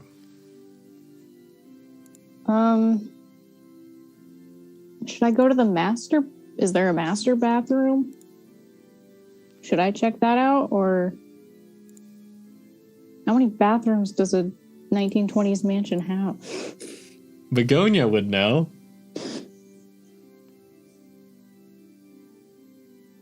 At least 5. Okay. I'll go to the master bathroom.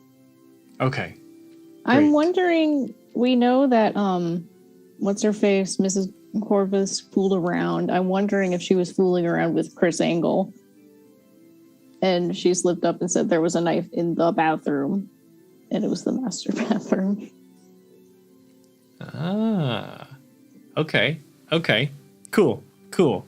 So, when both of you go into that, I guess directionally northwest side of the house, Begonia, you enter the master bedroom.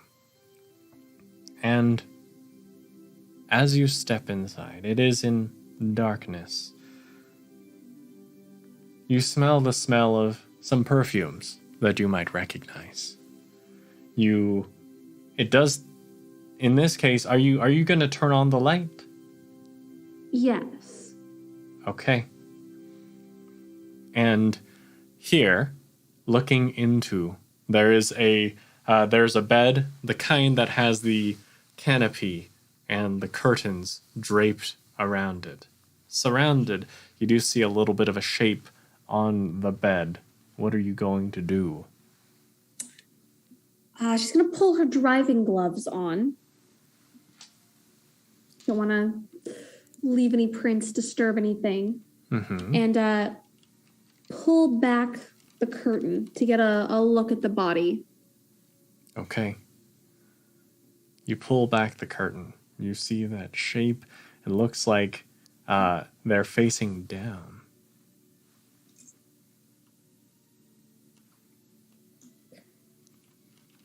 Do I see any wounds?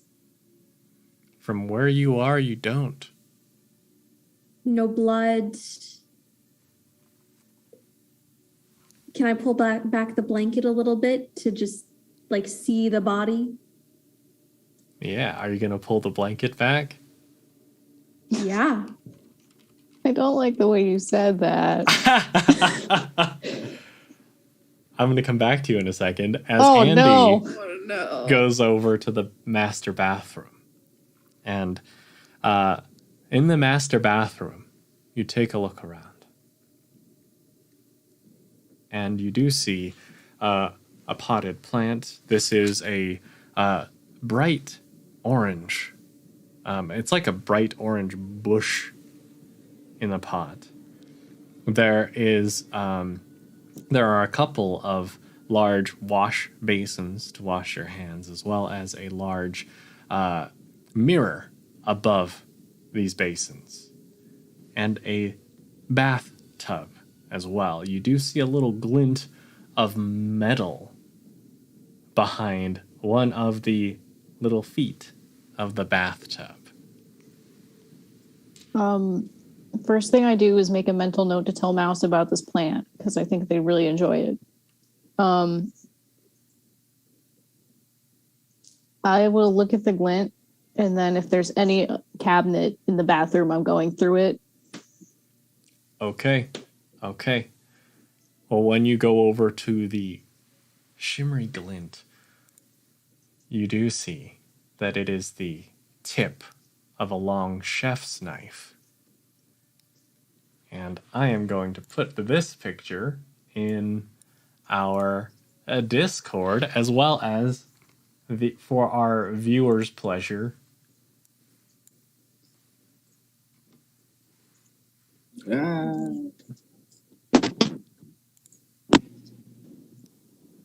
This was in the upstairs bathroom, right? Yes. Is the crack behind the knife intentional? Well, Or is that... are you going to touch it? Oh my god. I will... I will pull out... I'm assuming it's the 20s. I probably have like a hanky or something. Uh-huh. If I didn't bring a hanky, I stole one of the, like... You do still have my pocket square. I do have your pocket square? Okay. Yeah, because I gave it to you because you were coughing. Oh yeah, Okay. but I don't want to implicate you. Winston's been implicated before. He's a barman. Can we say that I took one of the fancy cloth napkins from the dinner table? Sure. Okay, I will use that and grab the knife. Okay. You notice that, maybe initially it was just because by candlelight, it's not super clear, but you do see it seems to be a long black hair.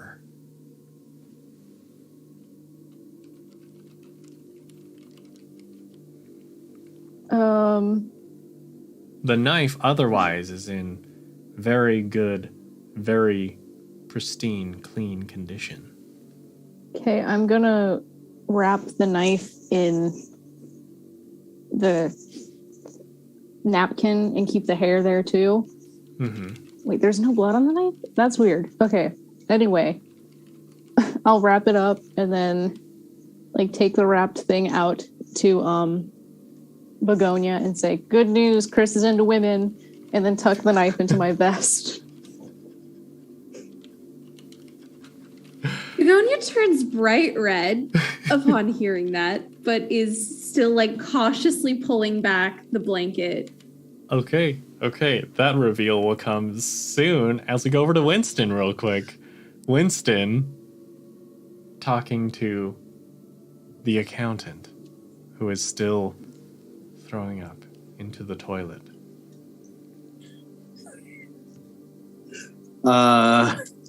He will, excuse me, sir, if you have a moment, I wish to, speak with you.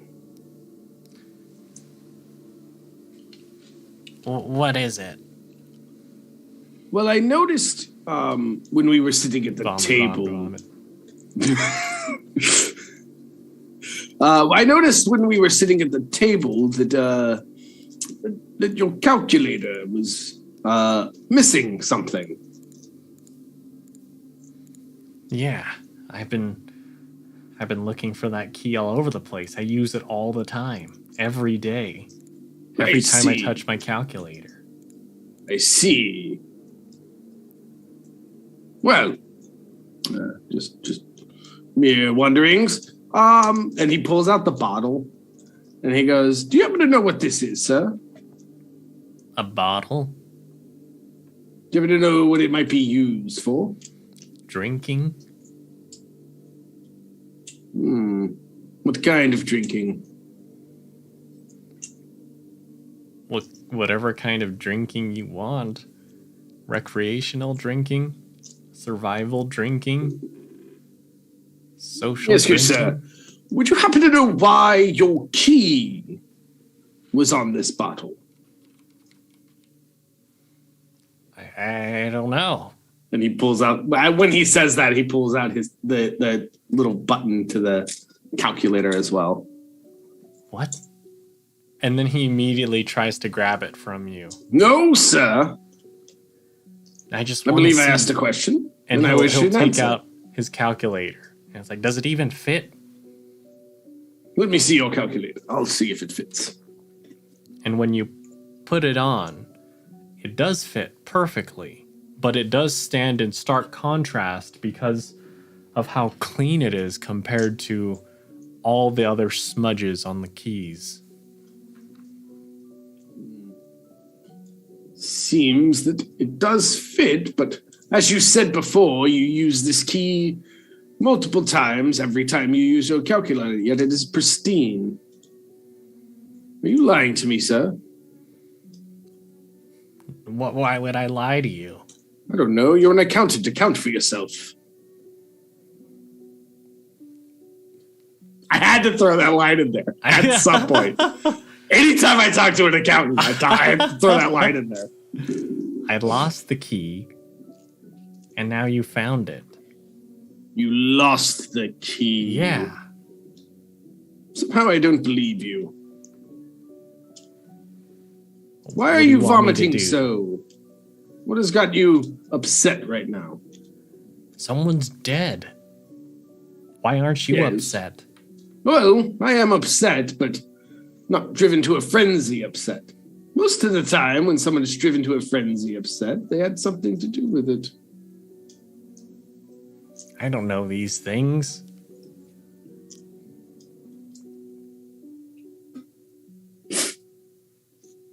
Well, If I knew the protocol, I would do it. I'll hold on to this key. I'll give it back to you at the end of the night. I believe I need to. All right.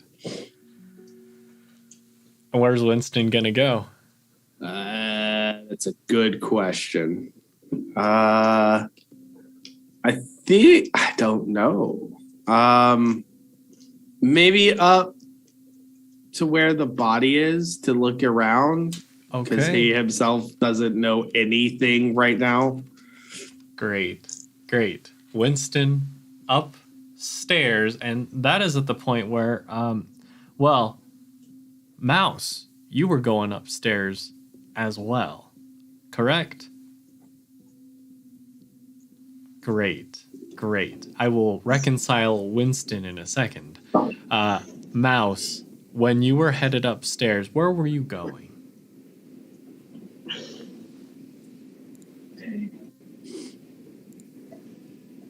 Okay, so I want to make sure I have this right. So upstairs, the body was found upstairs, or is this a third floor? The body was found upstairs. There is no third floor. Okay, want to make sure. Jeez. I think it would make the most sense for Mouse to go to one of the rooms that he could see from the window that was dark, and just kind of. Oh, okay. Sweet. So, I'm gonna give you a choice between. There are quite a few guest rooms here. Oh, jeez. Okay. 1 through 4. Door number 1, 2, 3, or 4. Where's my little D4? Number 4. Okay. Mouse. You go upstairs. You go into that room. What do you do? I'm gonna try to turn the light on. Okay. Great. You turn the light on. And here you see Pennyworth. And he's seated in the corner, having a little drink.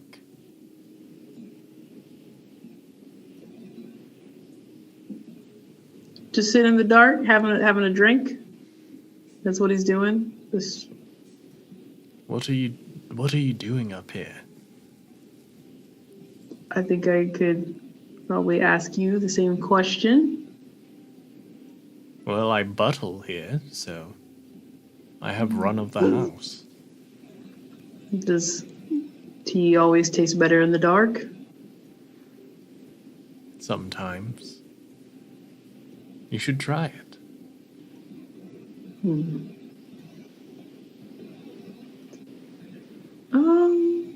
Do you mind if I take a look around the room? Oh, by all means. Okay. I want to look, but like never turn my back to him. Great. Great. So, you take a look around. You do see that there is a bookshelf filled with books that, I mean, they aren't anything super specific. They're the type that are like very general, kind of bestsellery books that, when it comes to topics, it's like a good entry point into things. You do see that there is, of course, a bed, queen size. There is a dresser, and I mean everything in here is very, very neat. Everything is in its place. Everything's tucked well. Is there any specific place you want to look? Under the bed and under the covers. Okay. So, you look under the bed, and you might notice a little bit of lint here and there underneath. But otherwise, nothing too peculiar. You begin to pull the covers off, and you notice it is tucked in. And he does seem to look at you a little bit, side-eyeing you, as he says, "I do hope you'll put that back when you're done."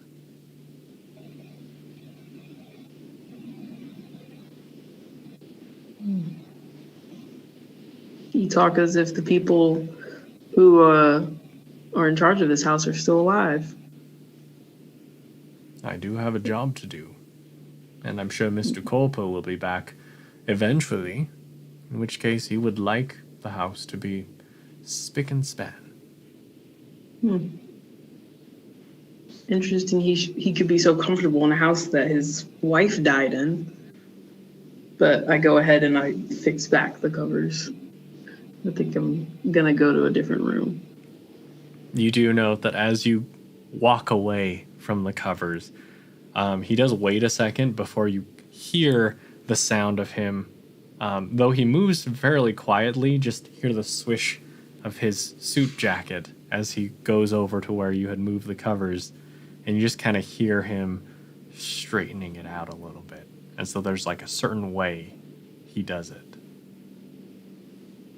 Okay. Where are you going next? I think I'm gonna go in order. So I'll go to room number 3.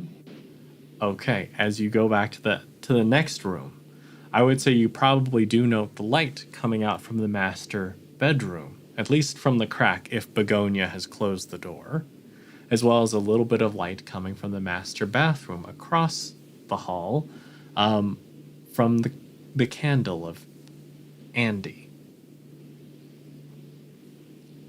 So, now, I'm going to go over to Gigi. Gigi, you have that playing card in hand. Yes. You go to the front lobby, and you see Chris Angle, and she looks a little worried. Oh, almost forgot. What would you like to say? What would you like to do? She's just gonna she's gonna hold the card up in front of, like, put it in her, like, face and be like, "I found your card." You found it. Great. I guess you're a better magician than I am. That stands to be seen. What was it doing out back? And it's like she kind of reaches out for it. She does fan her cards out. You note how quickly she's able to find the other aces, and she reaches out to grab the card from you. You don't get this back. But it's my card. You'll get it back when I get some answers. What was it doing out by all those weird animal bushes? I don't know. I didn't go anywhere near animal bushes. Lady, I've been seeing you dropping your cards all night. So my guess is that you dropped it while you were doing something back there. Now, what were you doing? I didn't go back there. And you notice as she's emphasizing, she drops her 3 aces. And as the aces fall to the ground, you do note that there are just little smudges on the white bits where you can see the clover, the spade, it's most evident on the ace of spades where typically the card companies will embellish that design a bit more. Whereas the card you're holding, It's not smudge. there's no smudges. It's clean.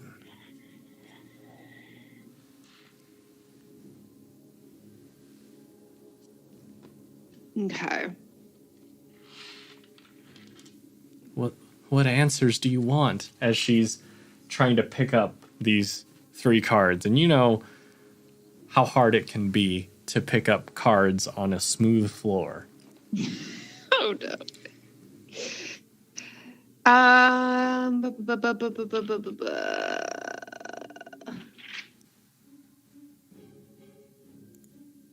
I have thoughts, but it's because I know everything. I'm trying to think of what she. Why were y'all here tonight?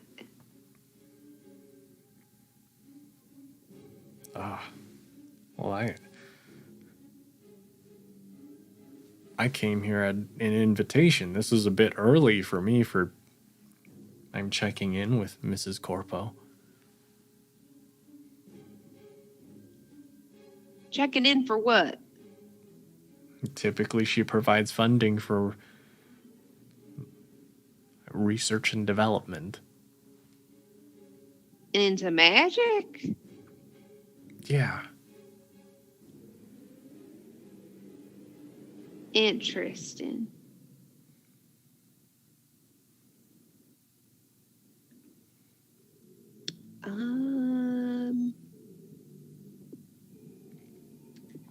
Will I'd you say- just keep your pretty. Go ahead. Oh, sorry. It cut out a little bit for me. What were you going to say? I was just gonna. She was just gonna go. Will you keep your pretty little head right there? Don't go nowhere. I'm gonna see if I can't figure out who this card belongs to. Great. And yeah, Well, I don't know where I'm gonna go.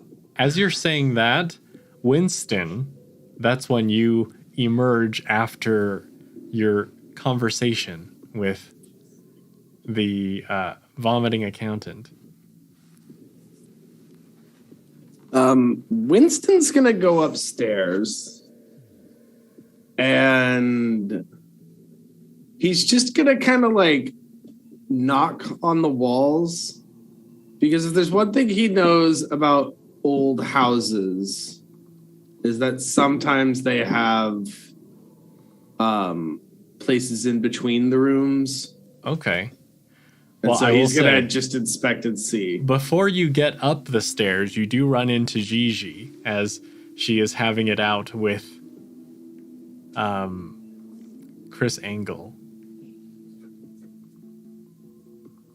I don't know what to do with that situation. No worries. You can just walk past, but Yeah, I'll be this honest. is- He'll like give an eye and just continue up the Yeah, stairs. if there's a honestly. way for us to like all meet upstairs and reconvene so we can just pool information.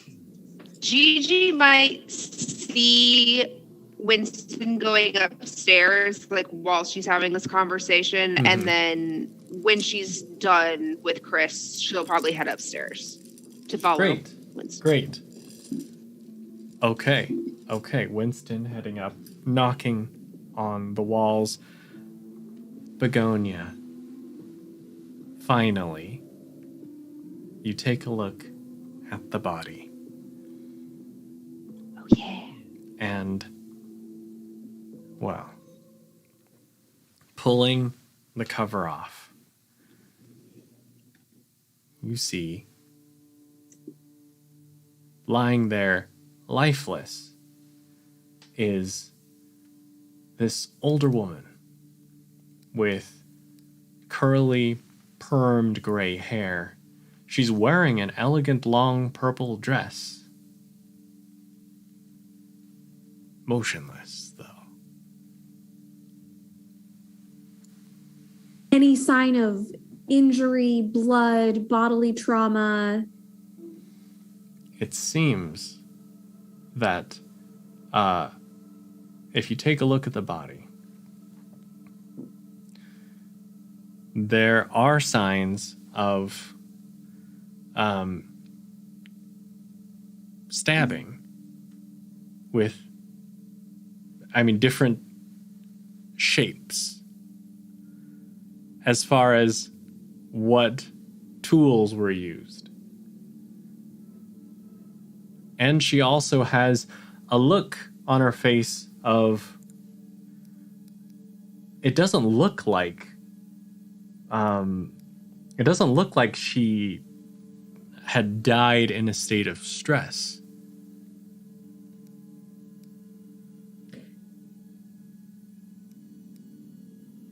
So there's different stab wounds. Yes. Are there different amounts of blood around some of the stab wounds? Like, are some bloodier, some less bloody? There's no blood around the stab wounds. Would Andie walk in with the knife?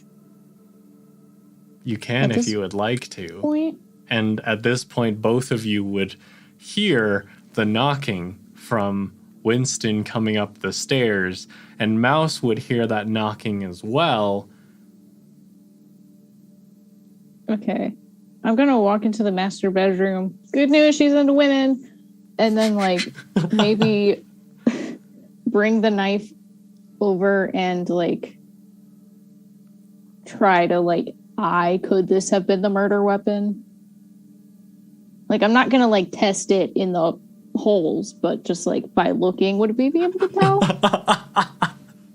Test it in the holes. There's no Oh my blood in gosh. any of there's no blood around any of the wounds. Does she look like she's been drained?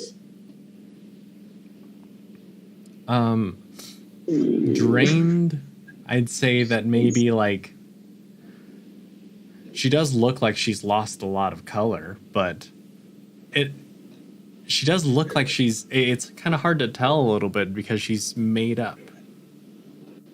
But it does look like, as far as the wounds are concerned, they're very clear, and yet it looks as though it's been cleaned up. Okay.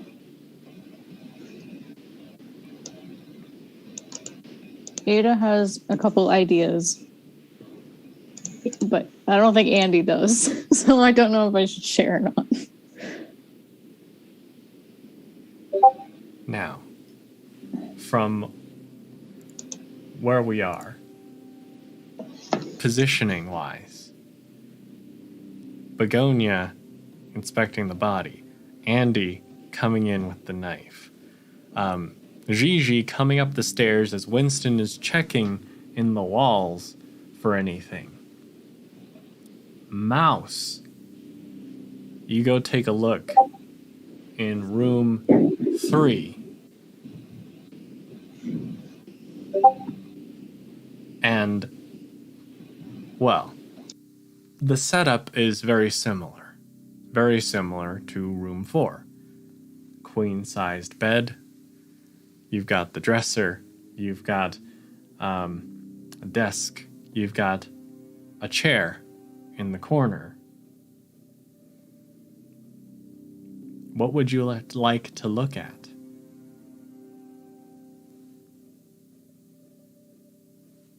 Sorry, one second. No worries. No worries. Perfect timing. Now,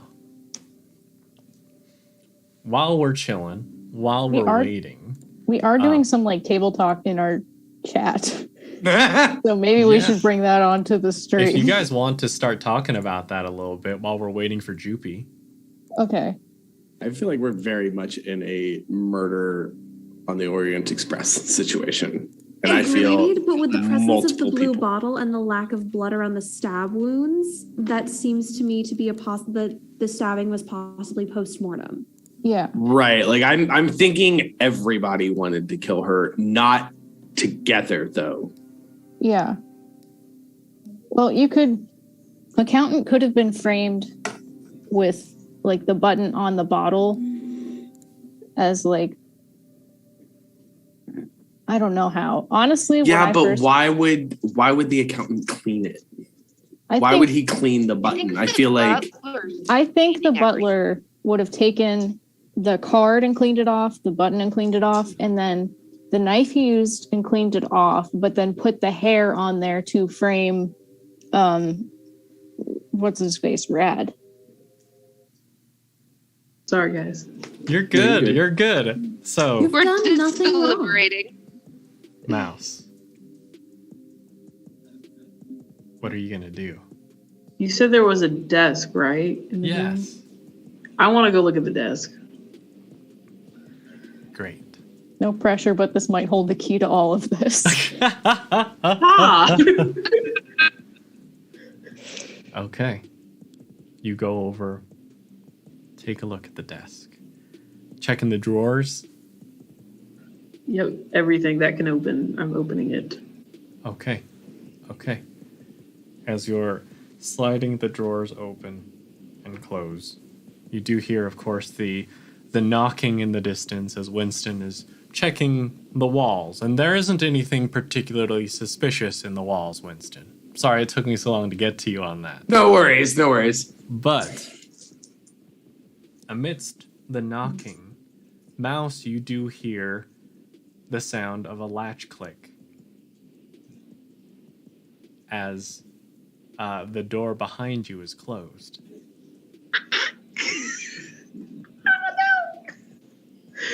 Question, before we move on, I have a question. Yes. Wait, would I have seen anybody in the hall? Oh, God. Well, I'll answer Jupy's question first. Okay. Now, don't feel bad saying no to this. I have this written on the character sheet.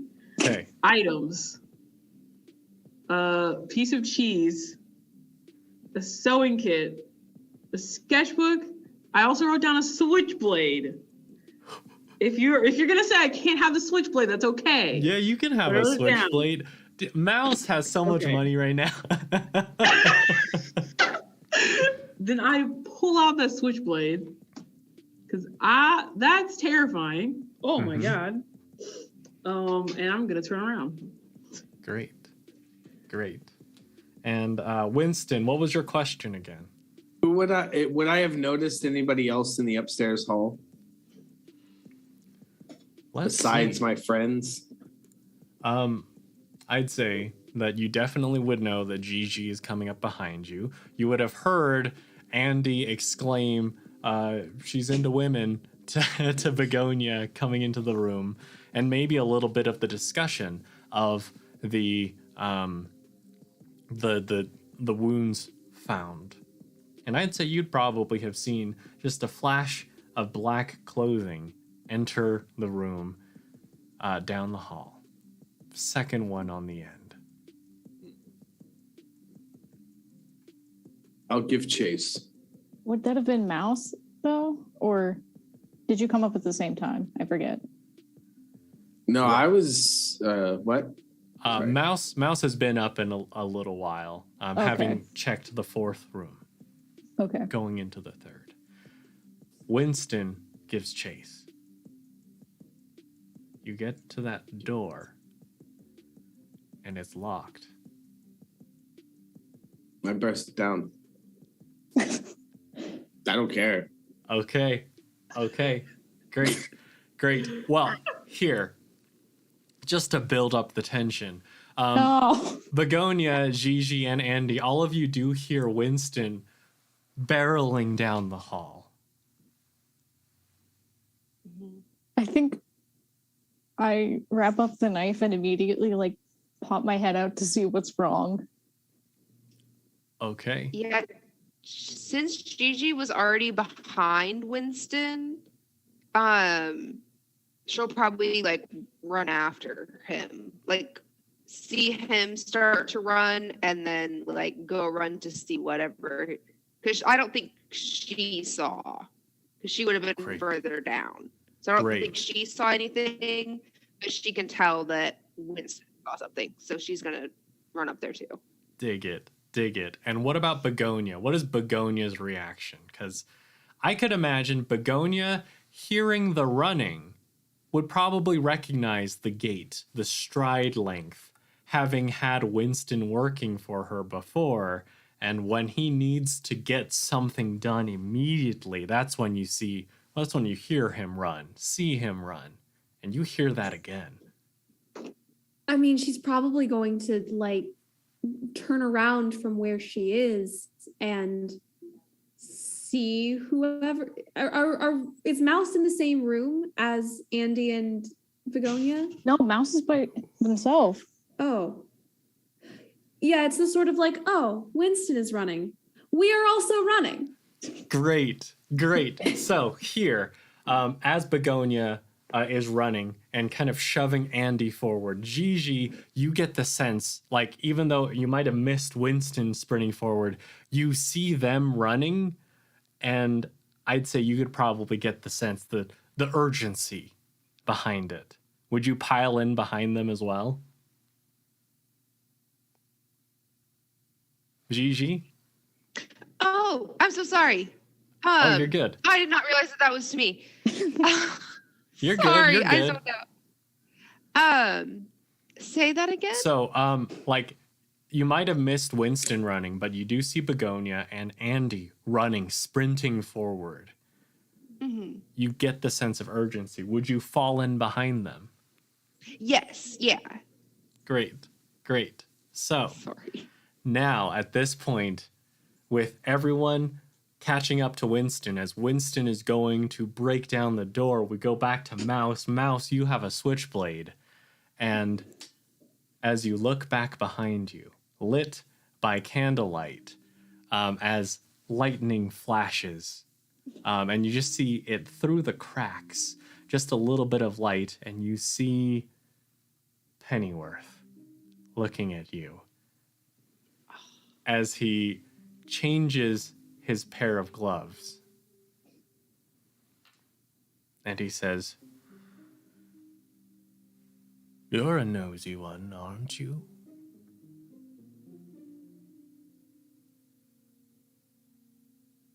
Okay.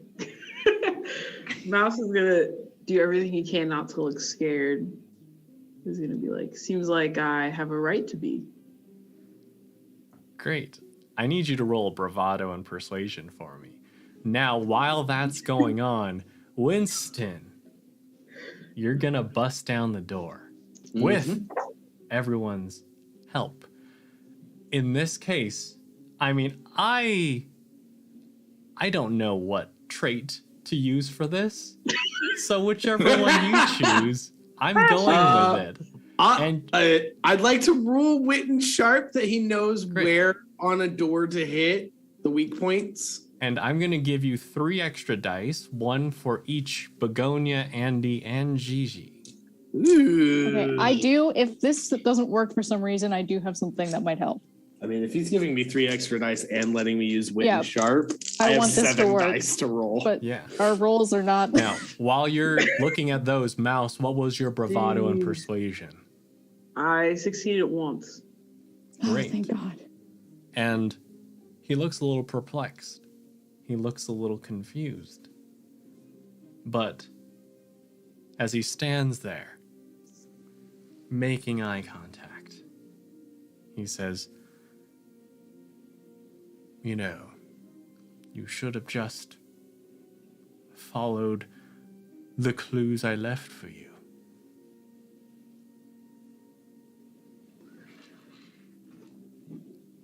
3 successes. I am shook as a player. Oh my gosh. All right. So, in this moment, as Burn that door to splinters. you see the look on Pennyworth's face as, again, like another flash of lightning, you see it kind of twisted in this snarl of anger that you figured it out. And as he begins to move, you hear a slam as Winston, Andie, Begonia, and Gigi burst in through the door falling off of its hinges, slamming into Pennyworth, pinning him to the ground. Yes! And y'all hear in the distance the sound of sirens arriving to the manor. So, Winston's gonna step onto the door and just stand Actually, on it. I have written on my character sheet, Andie does have a gun, so she's gonna pull out her gun. Oh my god! Andie doesn't have a gun. The whole time? I don't. Okay, so I got a freaking switchblade. You pull out a Glock. Andie does not have a gun.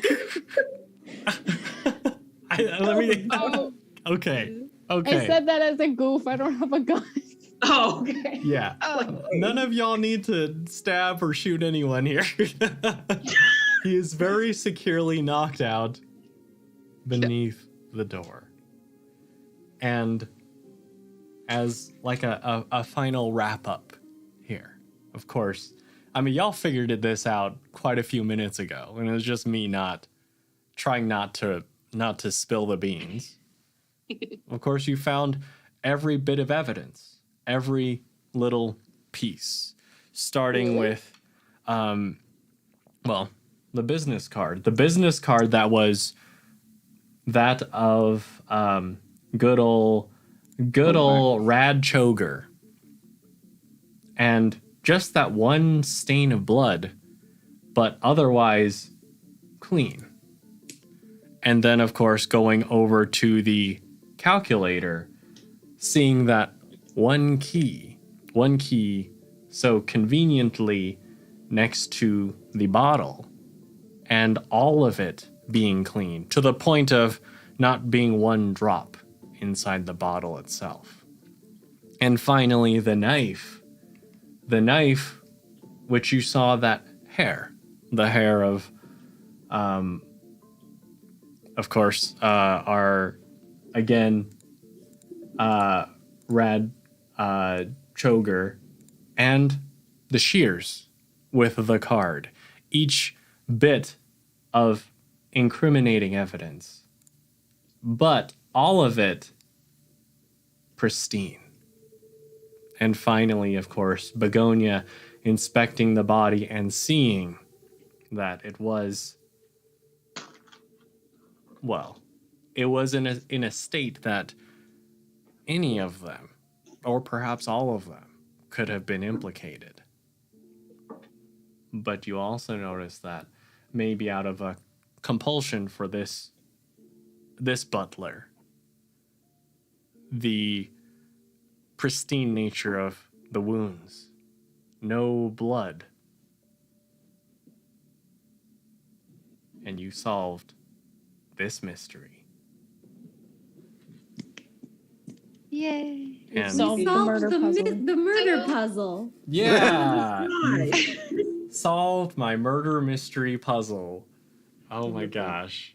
I have a follow-up question. Yes, Was go he for it. trying to frame everybody by like taking like the card and the, or were Yeah. they all in on it? Sorry. So. There's 3 possible endings. If I had turned my back on him the first time I saw him, would he have tried to kill me then? Maybe. I guess since you didn't, we'll never know. My question is, what did Mr. Ash have to do with it? Was he just a creepy little man? Well, Which one was Mr. Ash? He's the guy who was like, Guy at go the to the bar. house. I guess maybe you'll have to tune in next time to find out. Like that. Let's go. I will do like a quick Scooby-Doo villain explanation as far as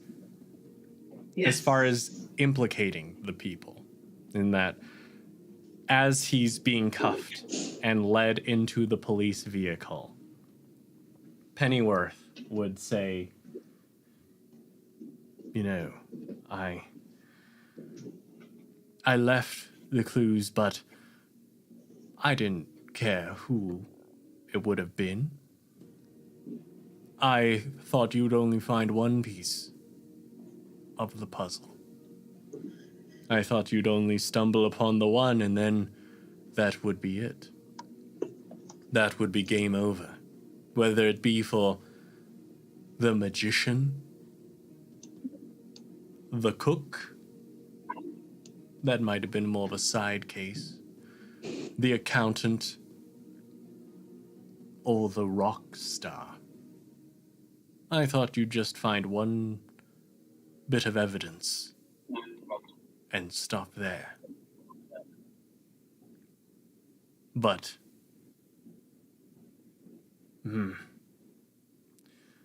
you and your puzzle group, I would have gotten away with it too, if it weren't for you meddling kids. As he shoved... I'm 50 years old. As he's shoved into the police car and taken away to prison. So, y'all have solved the murder mystery puzzle. You've outdone yourself, Matt. Yes, this was so much It was fun. incredible. I'm so glad to hear it. I was so nervous about this because I've never done this before. Oh my god, this was your first murder mystery? I've played in one. I've never seen all the workings behind one. So It was very well done. y'all are was. too kind. It's good. Too kind. But I will give you one little bit of information. And also I want to say hello to I have one of my players who tuned into chat. I don't know the pronunciation of those characters, but thank you so much for tuning in. Now, I will give you one final bit that has to do with Mr. Ash. Because when you complete this, one of the constables does go up to let's see, I'll make it fair. Mouse. Oh no. And hand you a little note. Mouse And is he'll wearing say- like one of those trauma blankets. Absolutely. I'm wearing like 3 of them. He'll say, you know, I think you dropped this. And hand it to you and immediately go off with the rest of the policemen. But on this note, it says, good work uncovering the true culprit here.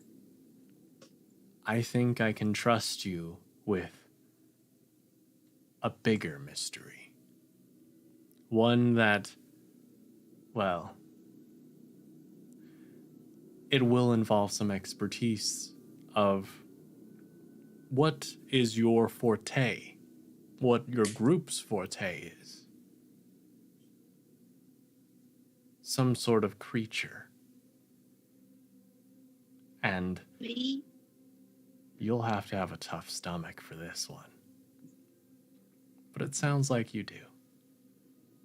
And at the bottom, it simply says, Ash.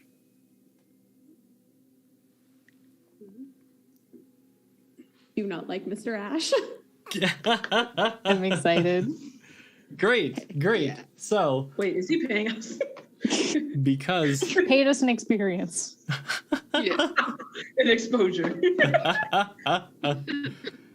because I mean, I have this plan for the future. We're gonna skip the aftermath part here, at least with regards to our cast, because I mean, y'all might have a little mission in the future, but Heck yeah. I do, of course, want to make sure that I thank everyone here. And start with, I mean, Fleur and Chelsea of the Wanderer's Tome for creating this amazing game. I hope that I'm not committing sacrilege by doing so many crazy things with it that might not have been originally within the scope. But because of this, we've been able to play so many fun stories. Now, next, I want to thank all our viewers. Thank y'all so much for tuning in. You were amazing, and we just really appreciate it. It's always so much more fun being able to perform for an audience. Finally, last and the greatest, I want to give a big thanks to my players here for being absolutely stupendous, figuring everything out, and y'all are just such a blast to roleplay with. You're amazing. So, with that, we are going to go into our final goodbyes, starting with Rachel, same order as before. Who are you? Who have you been? And any parting words for our audience. So, Rachel, take it away. My name is Rachel. I have been Begonia, and as far as a parting word, pulpo. What was that? Spanish for octopus. Oh, nice. I dig it. Thank you so much, Rachel. Chase. I'm Chase. I have been Winston, and it's been a blast as always. Fantastic. Thank you so much, Chase. Alex. I'm Alex. I have been Gigi. I want to give a tiny mini shout out to my mom who helped me come up with the character of Gigi. So thank you, Mom. Yeah. And yeah, thank you so much for a super fun time. Awesome. Absolutely. Thank you for playing. Now, Adah. I've been Adah. I've been Andie. Watch The Owl House on Disney Plus. See you guys soon. Hopefully. Yes. Absolutely. And Jupy. I am Jupy. I have played Mouse. It has been fantastic. Matt, you are amazing as always.